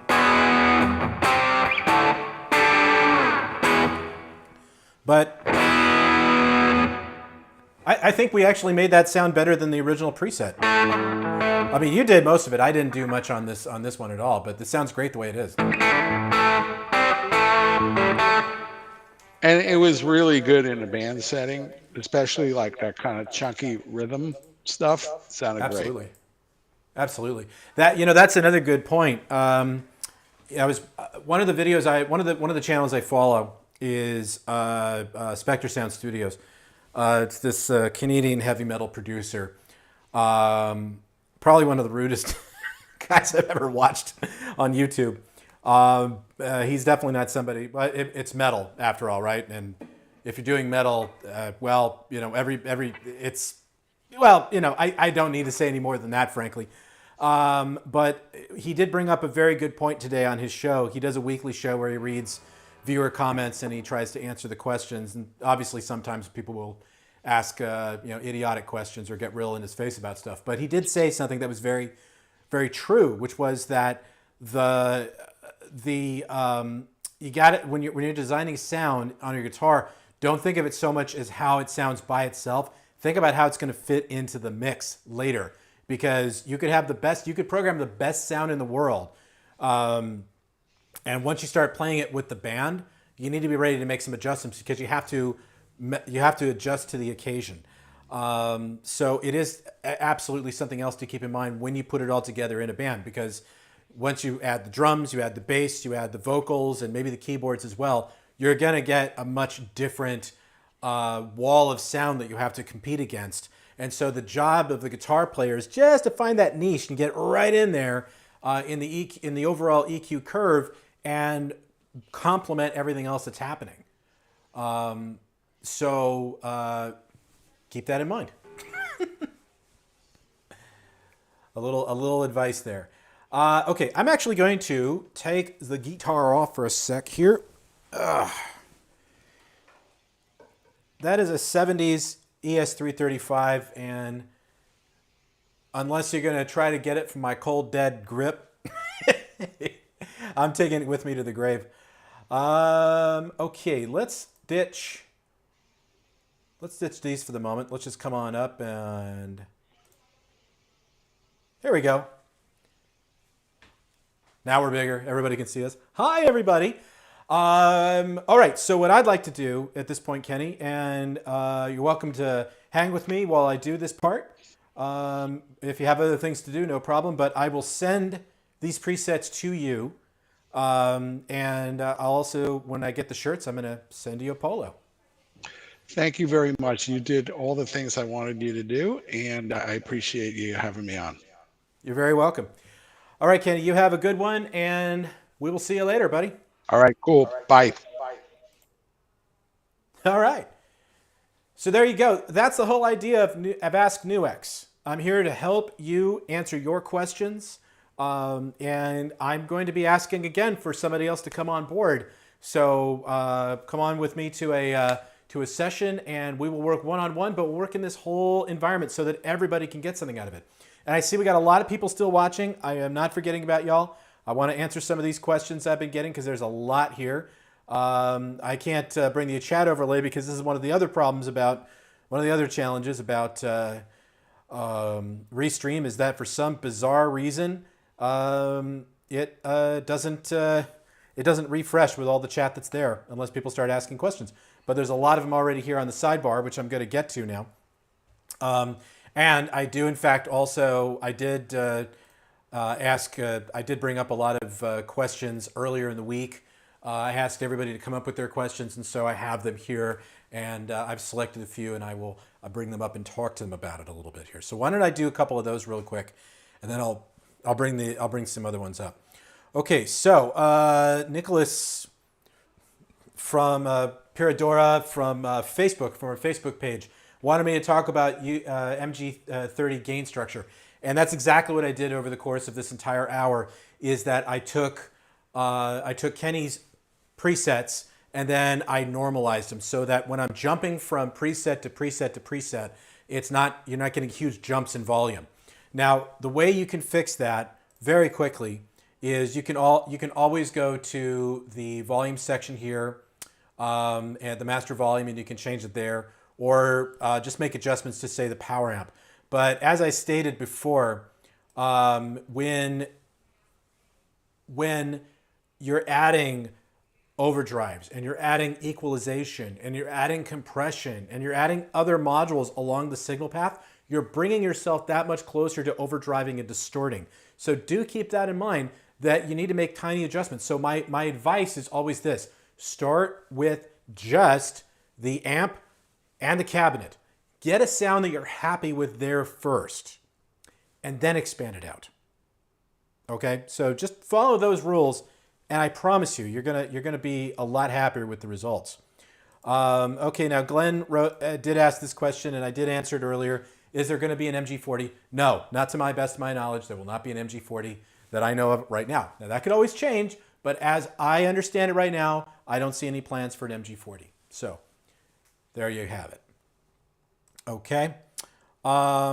Here's a one from Gaston.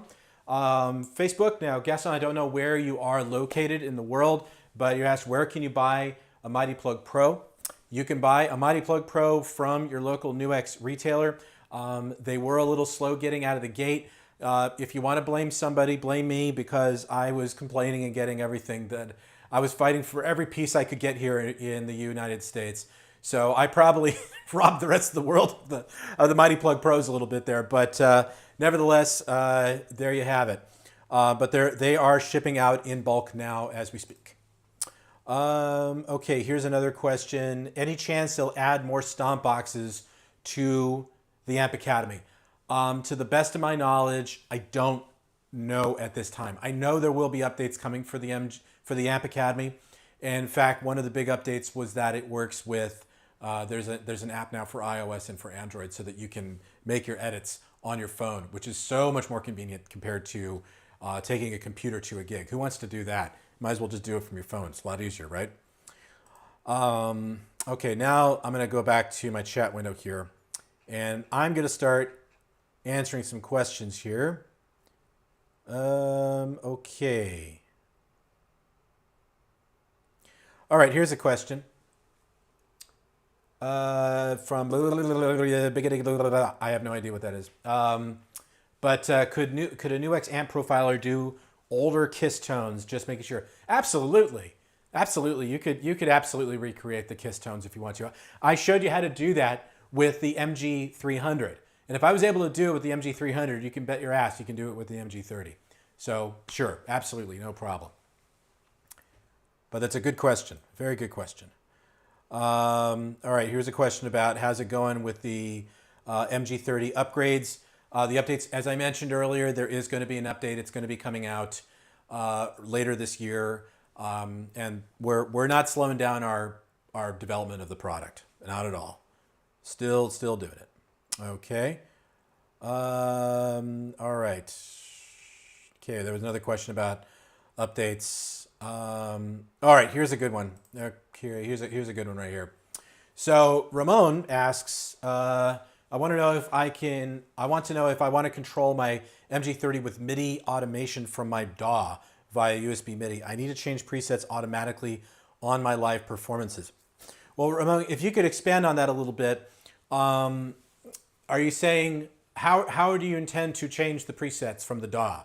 Are you trying to do it through a keyboard command, like you press the C key on your keyboard controller and it changes the preset?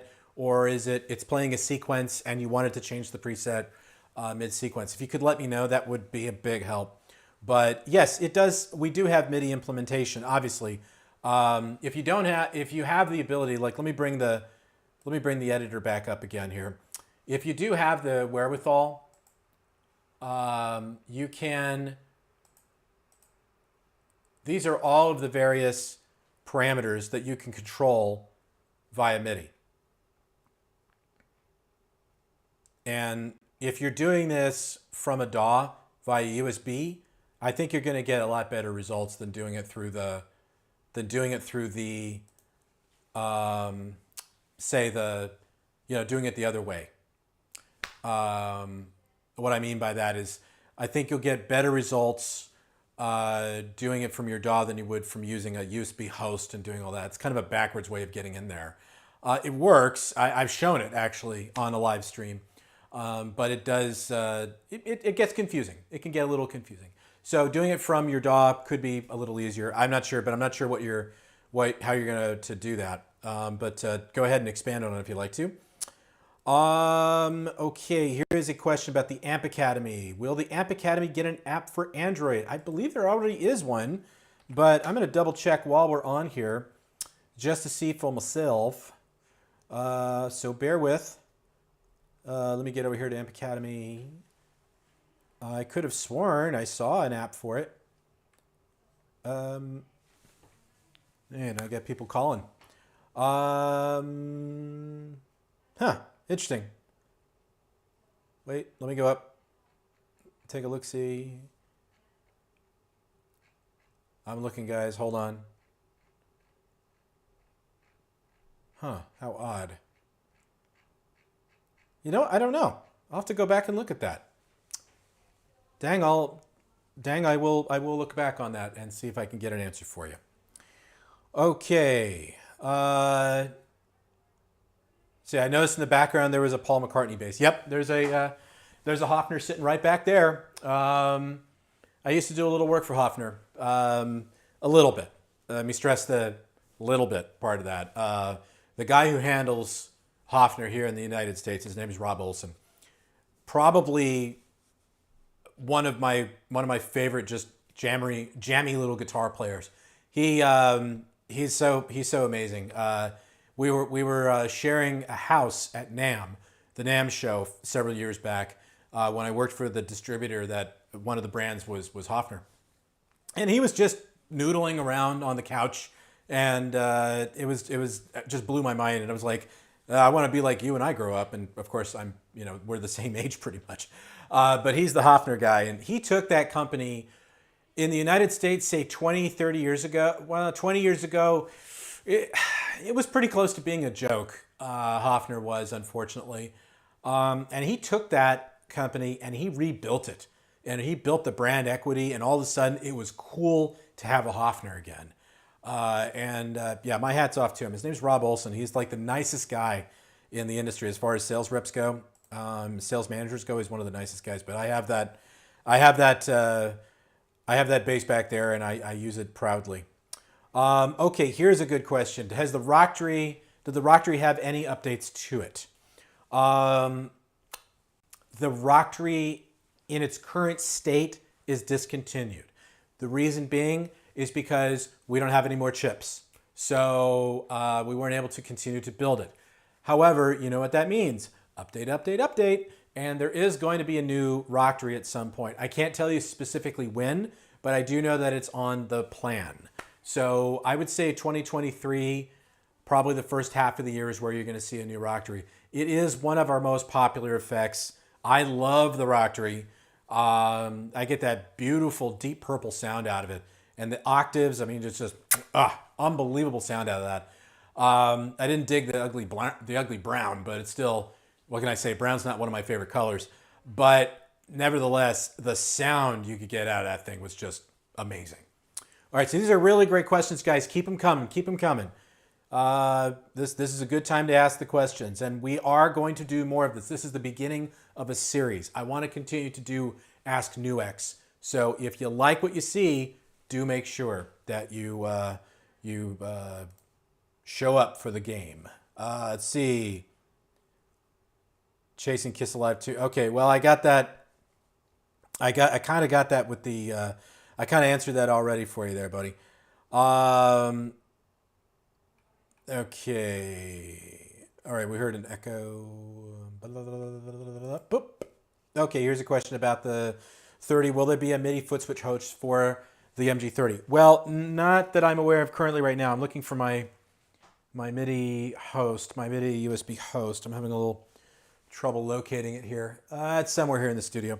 But that's what I had to use. I had to use a USB MIDI host. And you get okay results out of it. I'd like to see an actual controller. I do know that Monk has asked on our forums a few times about the USB host, but we haven't, there's nothing official quite just yet on that. Okay, let's keep going down. Let's keep going down. All right, Johnny. When I use the MG300 with the Fender amp, the sound sounds thin. Do I need to manually turn? Oh, okay. All right, I see what you're driving at here, buddy. Okay, I am going to answer the question for you. I'm going to do it with the MG. I'm going to do it with the MG30, but the methodology is exactly the same. Okay, so over here, let me bring this over a little bit. I'm going to go to the output mode. So I'm going to toggle over to the output mode. So the MG300 has an output mode as well. Okay, and in fact, I did a video on this on my channel. So if you go onto the Pedal Guy YouTube channel and look for all of the MG300 videos, there's one where the thumbnail says use your amps, and I cover that exact topic. But what you do here is you select the output mode, and you've got different settings here. So you've got Studio Direct, you've got combo front, combo stack front, combo rear, stack rear. And what happens in these instances is the cabinet, the IR is turned off, it's bypassed. So you can go to, if you're in Studio Direct, everything's on. You go to combo front, it's turned off. Stack front is turned off. Combo rear, stack rear. Now, personally, I'm more of a fan of going into the stack rear or combo rear mode, mainly because I want to do all the driving from the MG30 myself. But not everybody feels that way. And when you go into the front of the amp, just remember that you're going to rub an amp into a preamp if you've got the amp turned on the MG300 or 30.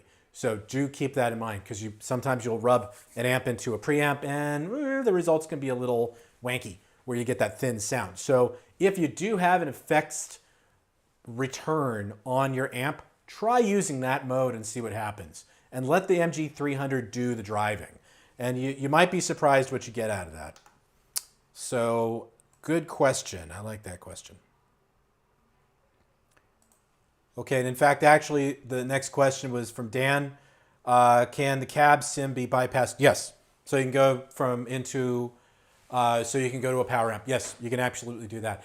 In fact, I did a video about using the MG30 with the 4-cable method. Might try that out and see how that works for you, because that might do the job, because it's in fact what I did is I went to a power amp. So hopefully that will answer your question there. All right, Xavier has been, in fact, let me turn off that window there. Okay, Raven Xavier has been using the pedal on bass, so awesome, good, glad you like it. I think it sounds really good on acoustic guitar too. It has been a lot of fun. Okay. Let's see. All right. Never been able to get my MG30 working with my computer. Can you do a vid where you connect them step by step, please? Okay, well, this is more of a complicated answer, but it doesn't have to be. The easiest way is, if you can, send us a message directly to via Facebook, like or Instagram, use a DM, and or you're coming from YouTube actually, so you can send us a message there too. But send us a message about this particular problem, and what we can do is we can send you a utility that we can run and see what's happening, because what's likely going on here is that there's some sort of blockage. Like there's something in the USB chain that's blocking it from communicating with your computer. Now, one thing I can tell you that I've done personally is that if your computer has a USB-C port, I have a USB-C port here, I actually use a USB-C to USB-C cable. I don't use the USB-C to USB-A cable myself, just to avoid that particular problem. But I get much better results going USB-C to USB-C. Try that and see if that helps you, okay? Okay. Here is a question about the JTC pedal. And this one, it's been a really long time since I've used the JTC.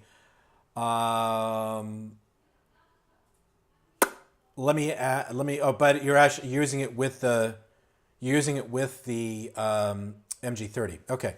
I think using it, she said, include in the end of the signal chain, but since this has a mono input, will this will the MG30's output also be mono even with using stereo effects? Well, it depends on where you place it on the signal chain. Now, I do want to make mention of this. The looper and drum machine inside of, well, not the drum machine, but it's pretty close. But the looper is based on JTC technology, the technology you find in the pedal. So where it detects the tempo of what you're playing, and then it'll sync up the drums along with that. So that might actually be a better solution. I'm not sure if that's going to help you or not there, but you might want to try that. Okay, give that a shot.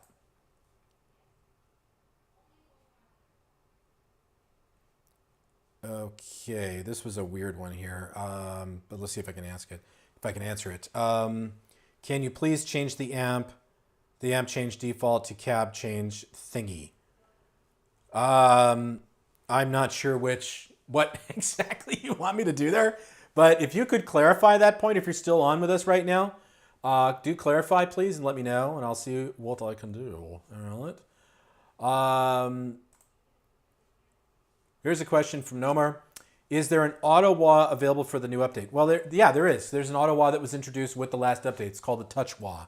Actually, it was technically available 2 updates ago, but then there was an update to the update to fix a couple of issues. But yeah, let me show you what it looks like real quick.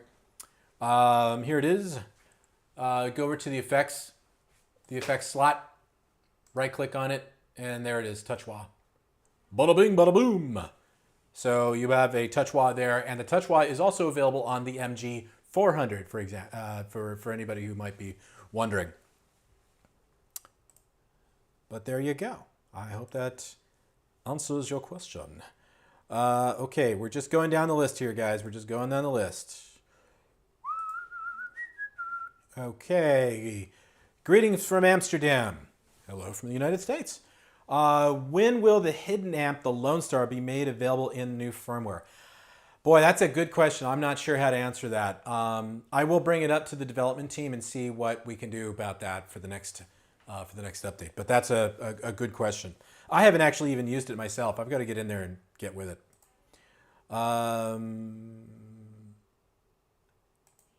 It's the 5150 show. You know, I remember you, Guy. I remember we had some exchanges in the past. I remember, and you prefer the MG30 over a Headrush. Great, cool. Everybody, everybody hears something different and feels something different when they play.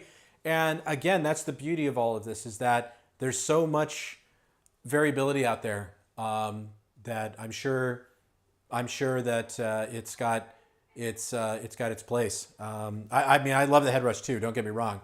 Anybody who's watched the Pedal Guy channel for the last few years knows that I've done so many videos on the Headrush family of products, and I have to thank InMusic, frankly, for helping me out in the beginning when I first launched my channel. They were the guys that were promoting my channel as I was doing all these videos, and it did help it grow to what it is now. So I owe them quite a bit for that. Okay. Here's a question. Could you explain the operation of the vol in the signal chain, in the effects chain? Yes, of course, absolutely. So the volume is linked to your to the expression pedal. So when you're going to use it as a volume pedal, you can determine the minimum and maximum level determine the minimum and maximum level of the volume of the pedal, and when you use it as a volume pedal. So that's what it's there for. So it's not a huge nothing bigger than that really, but that's what it's there for, Sergio. So I hope that helps you. All right. I do love the retention. We got a lot of people watching, and this is great, guys. Keep the questions coming. I do appreciate it, of course. I've been nursing the same Coke now for an hour and a half, almost 2 hours. Jesus, wow, we really have gone off the deep end here. Okay, here is a good question. Does the foot switch work with the drum and loop section? Now, I'm assuming you mean the NMP2. And, well, let's double check. I'm pretty sure it doesn't, but doesn't hurt to have a quick look-see. So you can go over here to the expression pedal, and number 3 is where the tip ring sleeve connection would be. And yeah, as I suspected, that's not the case here. So you can see that the destinations for the tip and the ring range from the tap to the compression gate and all the other signal blocks. And then the ring does the exact same thing as well. So no, unfortunately, no, it doesn't work that way. But who knows? Maybe it will someday. Could always change. Could always change. All right. There we are, back to our regularly scheduled program. Okay, I answered that one a little while ago. Okay. Oh, here's a good one. This is some commentary here. The 414 has the flattest frequency response. If you want to hear what something sounds like your amp without being use the 414. You know, that's good advice. As I've mentioned, I view the microphone as another source of equalization when I'm designing a sound for the MG30. So I would probably, the C414 is not a bad place to start on that. I personally like starting with the, I like working with the Royer, the ribbon microphone, or the condenser, the U87, the Neumann. But everybody has a different way of getting to the destination. So, but very good advice indeed. Okay. Let's hear some Marshall tones. Well, I don't know if we've got time to do that today, but we'll see what we can do. Okay. Here's one. I wanted to get to this because I did see this while we were going through our shtick there with Kenny. Any news on when the Mighty Space is coming out? Very glad to hear about the updates from the... Yeah, okay. That's good. I'm glad you have them. And there are updates coming, so you're in good shape. When is the Mighty Space coming out? Okay, the Mighty Space is on its way. I think we're going to see it probably by November, is my guess. Maybe sooner. Who knows? But the Mighty Space tentatively is set at $449, and it's going after the Yamaha TH series, I think is what it's called. It's kind of going after that that type of product. But I don't know too much about it quite just yet, but it is wireless. So it's just like the Mighty Air in that respect, but it's much bigger than the Mighty Air. So the Mighty Air is about that size. The Mighty Space is quite a bit bigger than that. And it even has a strap button on it as well. So you can strap it and carry it with you if you want to. So that should be coming at some point. Okay.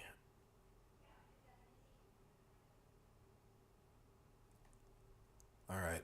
There's a few other ones here as I'm going through this. Why my Brit 2000 amp 5150 and Saldano don't have any sound when I choose them. Brian, I'm not quite sure what you're talking about, or I need you to expand on that a little bit. So do let me know, okay? I'll try to answer the question for you. Okay. Is there... Oh, here's a good one. Is there an MG30 application for Android? No, not yet. But I would like to see it happen, just as much as I'm sure you would like to see it happen. But it's going to be kind of a question to see where we land on that. But I don't, because I'd like to see something like that happen because we did it with the Amp Academy. So I imagine it's possible. I just don't know for sure. So I don't have quite the answer for you on that yet. But I know that has been requested several times already. So we're on the same page there, buddy. Okay, Ramon wrote, we need an octaver pedal. Yep, I've heard that one before. not the whammy. Well, you know, some people like to whammy, some people like to octave. But yeah, there will be. I'm sure at some point we'll get to it, but not quite this second. Okay. But I also see, Ramon, that you did expand here in the sequence. Yes, I use backing tracks and I need to automate some parameters, for example, to change presets or activate a delay. I'll check with what you're showing. The MG30 is very powerful. Yes, it is. Let me take a look at the QuickTone editor mapping here one more time and see if I can answer the question. But I don't think I'm going to have the answer you need right this second. But let's see here.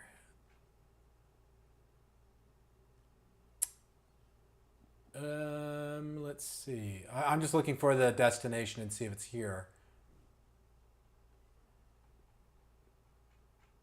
As I know it was. I'm just pretty sure it was. Patch volume. You know, I'm just going to have to look. I'm just going to have to... yeah, I'm just going to have to probably defer to looking into that further and seeing if I can get you a more concrete answer at some point. Ramon, sorry, can't... Oh, this is funny. Okay, I look very funny like Jim Carrey. Well, let me also mention I don't work at Trader Joe's. I just happen to like wearing Hawaiian shirts. I've gone to Trader Joe's with a Hawaiian shirt on. Big mistake. Don't do that because everybody's going to come up to you and think that you work there. So do keep that in mind if you're here in the United States. For those of you who are in other countries, Trader Joe's is a nationwide chain of grocery stores that are very popular, and I love shopping there. It's where I get pretty much most of my food for the house. And but if you walk in, all the employees wear Hawaiian shirts. So don't wear a Hawaiian shirt when you go in there. You'll thank me later. Let's take a look here. Many of us are wondering. Oh yeah, okay. I wanted to answer this question. If NUX can have a drop tune pedal for at least 7 tones. Yes. I've heard several times this question. I don't have a direct answer for you, but I know that it's been requested several times. But we do hear you when you're giving us these suggestions. It's not like we're ignoring you or anything like that at all. But I do know that it has been asked of us several times. So my hope is to give you an answer of yes at some point, but I can't tell you quite just yet. Okay.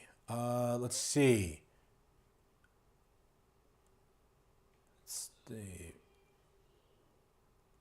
All right. I'm just going through the questions here real quick because it's been about 2 hours, a little over 2 hours now.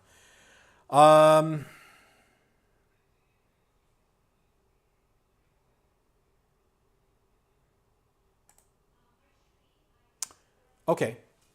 Here's one from the Jam House. I just got the MG30. When outputting to an FR, is studio output mode the right one? Yes. That's the easiest way I'll put it. Yes. That's the easiest way to do it. Think of the FR as a powered studio monitor because it's exactly what it is. Full frequency, full response, or full range, full response, I think is what that FR stands for. And yes, that's the way it would work. So simple as that. But also remember, just remember when you go to the output mode. Oh, I was just there too. If you are experiencing a lot of bass, well, we have you covered, my friend, because you can just change the bass by using the correct knob here, which would be this guy right here, the first knob. And you could just roll the bass off in Studio Direct mode. And if you don't like it, just hit the reset button and it goes right back to 0. How about that? Easy, pleasy. Okay. Oh, here's a good one. All right, I like this question. How many more do we have? Oh, we pretty much caught up at that point. Okay. Danny writes, why is the looper live only? Well, Danny, it's because it's a phrase looper. And phrase looper is only used in on-the-go situations. It's so when you're creating something live, that's the way the phrase looper works. It's not a traditional looper like, say, a loop core, for example. The loop core is a looper that you can store all of your loops on the loop core, and then you can take it with you on the go. So the phrase looper, though, is meant for more of the live environment. Now, I'll say this in our defense on this one, because I know a lot of people would like to see us put like a memory bank in there where you could do all that. Two things would come of that. One is the price would go up to a point where nobody would want to buy it, because you put that much technology in, you put extra memory in the system, and all that the price will go up, and then then everybody will go, why is it $3.99 now? Well, because it's got looper memory in it now. But that's one thing. The other thing is that all the other competing products that are along the same line, the Ampero, the Line 6 products like the Pod Go, not a lot of people know that. But yes, those are all phrase loopers. They do not save with the preset, and you can't save it and go. If you want a dedicated looper, the loop core is a good example. It's a good opportunity right there. The loop core is a good solution. The Jamman, if you can still find one, that's not a bad solution. The Eros, if you're feeling saucy and you want to spend that much on a looper, you can do that. Or say the Headrush loop board, the looper board. That's a really good one too. But yeah, that's the thing. Is like when the more stuff you add in, you have to understand the price will go up. And so phrase looper at $2.99 is pretty much where we are. So there you go. Hope that helps.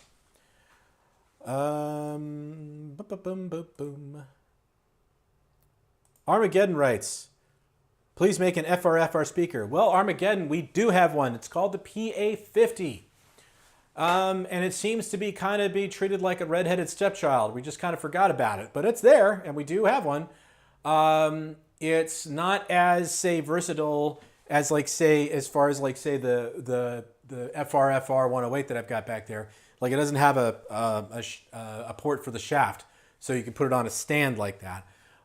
It's more of a wedge, but we do have one. But I agree, we should have another one made up at some point. I think our amplifiers are highly underrated in so many ways. Let's see what else is going on here.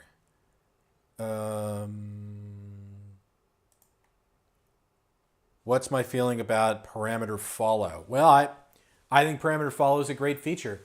I don't use it all that often, but I think it's a good thing for you to use, because it tracks your behaviors, and there you have it. Yeah, that's the quick answer. But we should probably do a deeper dive into parameter follow at some point. Okay, so Havan came back and said, please let me hear if there is a whistle in your MG30 with the noise gate on. No, there's not been a whistle, Havan. I know you want to. I know that was a concern. You were reaching out to me earlier about that. So let's see. Is the guitar? Okay, the guitar still. Yep, it's still plugged in.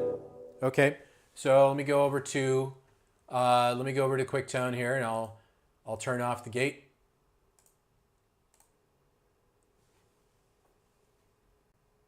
And that's it. No noise. I think you might have a faulty unit, my friend. And I think what you should probably do is, I can hear that though.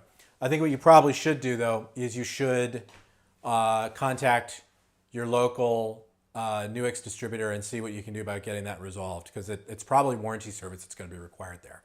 But I hope that helps you out. Okay.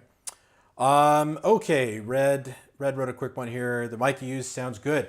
Well, it is a NUX mic. This is the B10 Vlog, and it is an amazing microphone. I use it for all of my videos these days. I've been using it since March, and I've been very, very happy with it. I went through a whole bunch of microphones for this channel. I was using a really nice condenser mic for a while. I was using a wireless lav. I was doing all that stuff, and I was just getting really questionable results. And what I did is I actually put some sound paneling up here, some soundproofing here, just to kind of get rid of some of the reflections. You have very tall vaulted ceilings in the room here, so it's not as bad as it was before.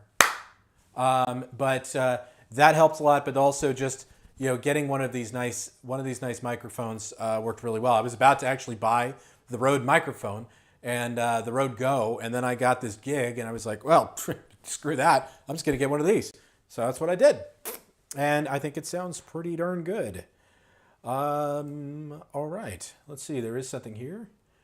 Okay, hey, I want to mention that the MG30 as an interface is awesome. I couldn't agree more. I guess less latency and better performance than even with my Audient ID, ID14, and that it's exclusive unit for this unit. Well, great. I'm really glad. That works for you. That is so very true. It is a really good audio interface. There's a lot of questions that I see from time to time where people say, do I plug it into my Focusrite interface or my Audient interface or my Motu interface or my Avid interface, whatever. No, you don't do that. Stop it. Okay, just kidding. What you do is you go out USB and use it as a USB audio interface. Why do you want to do that? Well, it's really simple. If you go out, analog out of the MG30, and then you go analog in to an audio interface, guess what's happening? You are converting a digital to an analog signal and then reconverting it from an analog to a digital signal. And what's that going to give you? Extra noise. You don't want that, okay? You don't. It doesn't sound that bad, but you get the point. You're going to get some noise out of it when you do that. So don't do that. Find a way to make it work as an audio interface via USB-C. I promise you'll be a lot happier if you do that. Same thing goes for using it as a reamping device. That's one of the really cool features about the MG300, the MG30, the MG400, the freaking Mighty Plug Pro. You can reamp. And I mean, you can come up with some twisted stuff where you're going from like this puny little sound to something that's like gargantuan quite easily.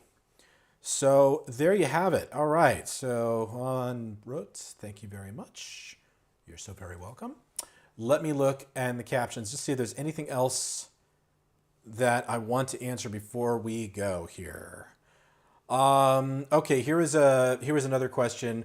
What kind of USB cable do I need to buy for the MG400? Well, there is already a USB-C to USB-A cable in the box. You can use that or just get a USB-C to USB-C cable. But make sure that it is set for data, not for charging. So if you're using it to charge your phone, if it's specifically made for that, it's probably not going to be the right cable. So keep that in mind. Boom. Okay, where is the ghost feature? This is something I saw. Where is the ghost feature now? Well, we removed the ghost feature from the QuickTone editor, but it's still here. It's just somewhere else now. All right, here we go. I'm gonna go in there and just go down to System Restore, and there's your ghost. So you can back up your presets. I'll do that now. I'm gonna hit the save button. There it goes. Backing it up. I don't know if I'd call that a ghost or not, but woo. Well, it is October, right? Well, it's getting close to October, so why not? Okay, so it's saving all of it now. Bada bing, bada boom. You can reboot the device, which I guess that's now what I have to do, but that's okay. Let's get back to that. All right, so the ghost feature, there it is. Okay. All right, so can I explain the MG300 output in more detail?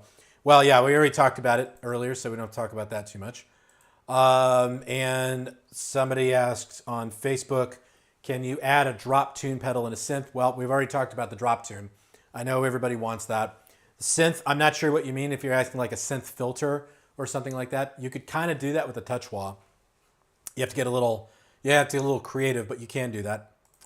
Oh, here's one, and this has absolutely nothing to do with the MG30 or the multi-effects processors at all, but is the battery in the B3 replaceable? The B3 is our wireless dynamic mic solution, and mine goes fat overnight when turned off. I'm not sure what fat man probably means, it decharged or something.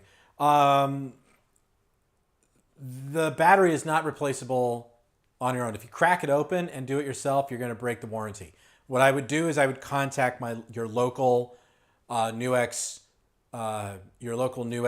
distributor in whatever country you're in, John, and ask them for some assistance, and they'll get it to you. No problemo. Let's see what else is going on here. Oh, okay. Here's a good question about the Mighty Plug. What headphones are the best for the device? Now, Monk actually answered this question. This was on Facebook, or no, this was on Instagram. We got this with an Instagram direct message. And he said earbuds. I kind of differ on that. I do enjoy over the years. I have a love-hate relationship with earbuds. I'm not crazy about earbuds, frankly, because I don't know. The closer I bring those speakers the little speakers to my earbuds, to my actual eardrums, the more danger there is in hurting my hearing. And I love my ears the way they are. How do I, I'll just say real quick. So cast your mind back to 1990. Wow. I went to go see Ted Nugent and the Damn Yankees and Bad Company. It was Damn Yankees and Bad Company. It was a hell of a show. But it was also a hell of a volume bump. And I ended up going deaf for a couple of days. I couldn't hear quite right for a couple of days back there in my ute. And then I came to find that Ted was completely deaf in one ear and almost deaf in the other. And this was all the way back in 1990. I can't even imagine where he is now. But that taught me to really care for my hearing. And here we are, 2022, and I hear things that drive my family crazy just because I've taken really good care of my hearing. So I can't say enough about that. Be careful with headphones. So I happen to like over the ears myself. This is a pair of Beyerdynamics, the DT770s, I think they are. The DT770s. In fact, I don't even need to wear my headphones anymore. Although, I've got headphone hair. I'll keep it on. But there you have it. Okay, there's one more question here I do want to answer. Is it possible to use your products with a 12-volt adapter, power adapter for the service, the JTC, drum and loopman? No. We don't recommend that. Don't do that. Use the right power supply, my friend. Go with the recommendations that are on the website. Don't go off the reservation, because if you do, I promise you're going to be very unhappy with the results. I've popped our pedals in the past, and while it's very cool when they go and you get a little smoke that comes out of it, not so good later when you need it to work. Okay? Don't do that. Okay, I think there was a couple other questions here in the chat.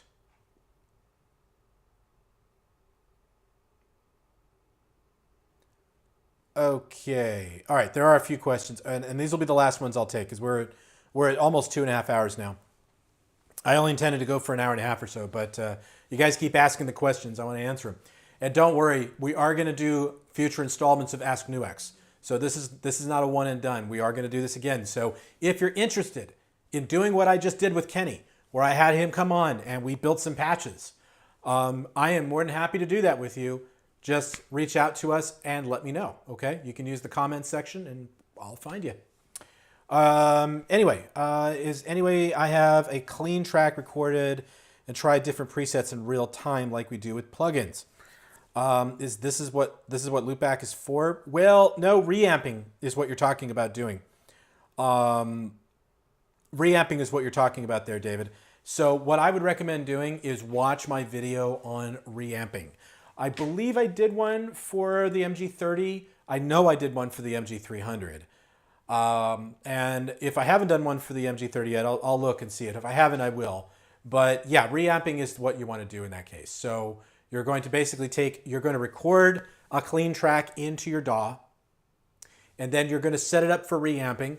And what's going to happen is it's going to play that clean track back. It's going to go through the MG30, and then it's going to be recorded onto another track. So what you'll do is you'll listen to the processed reamped track. That's what you want to do.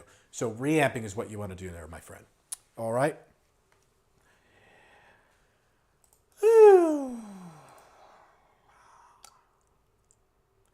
Okay, can you show us how MIDI controllers work in a DAW to change? This is something I'm going to have to cover in the future, but it's a good question for sure. Okay. As far as the effects on the MG30, is there any chance of getting transparent distortion like the Klon and also an Octaver? Yeah, the Octaver, yeah, people have asked about that already several times, and I know that it's been requested quite a bit. I can't promise we'll have it, but who knows, maybe we will. Transparent distortion. Well, I find that the star is not bad here. Let me see if I can turn it back on real quick. Because we do have the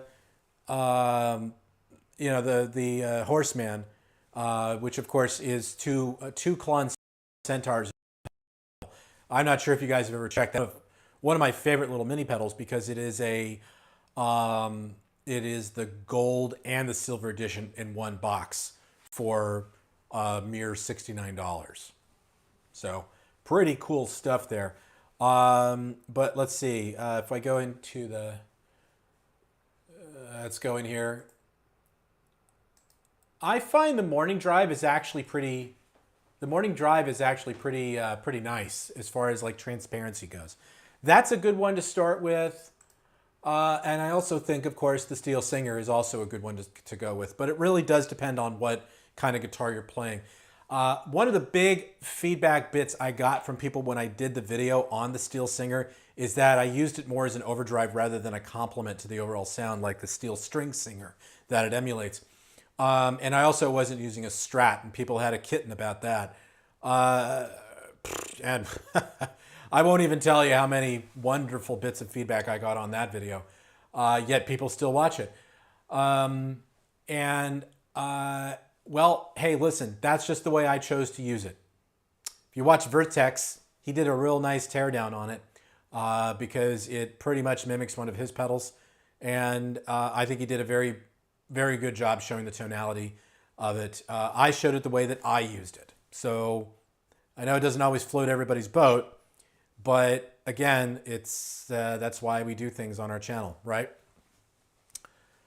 But nevertheless, maybe those two would be a good transparent point for you to check out.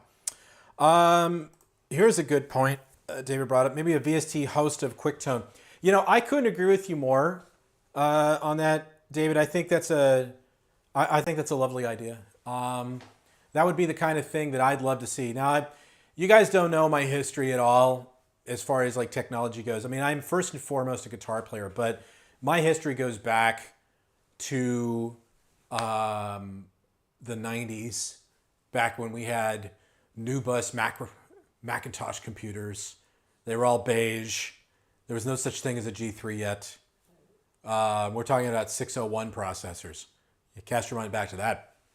And I was lucky enough to get a job at Steinberg. I'm having some brain farts. So I must be very, very tired at this point. I got a job at Steinberg back in the beginning of what would be the VST craze. VST was just introduced at that point. It did 32 tracks of audio. The effects were what they were, and it was back in the day where we were charging like $199 for like one plugin, and people were buying it, and you had that stupid dongle and all that crap you had to deal with. But you know, then some of the more creative stuff started coming out. Native Instruments was on its way out, and they had their Reactor, they had Guitar Rig, they had all that stuff, and I was there at the beginning for all that, and I love the way that guitar pedals, as far as software goes. I love how it's evolved over time, and because the first versions were just god awful, you know, just awful, just, you know, totally terrible. But what we've done now is just utterly amazing. I think the way it sounds is great. The thing is that all of that processing is actually being done on the MG30. So it would have to be hosted on a plugin. I'm not saying it's impossible, but I will tell you that NUX is going to be going into other categories next year, and you might be surprised with what you see, so do stick around. I won't say any more than that, but I will say that this time next year, the new X will be different. There will be a difference as far as all that goes. So, ooh, mysterious.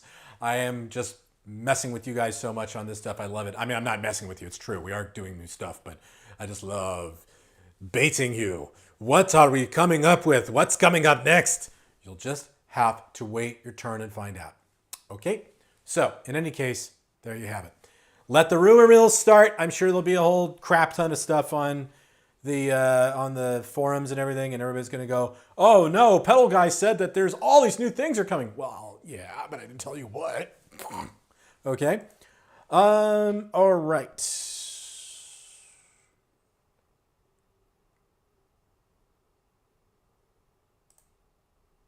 All right. Carl wrote, good job, dude. This modeler looks great, but I'm going to stick with my MX5. That's fine. That's fine. You never know, though, Carl. You might find a way to use that send and return on the MX5 and grab one of our groovy pedals.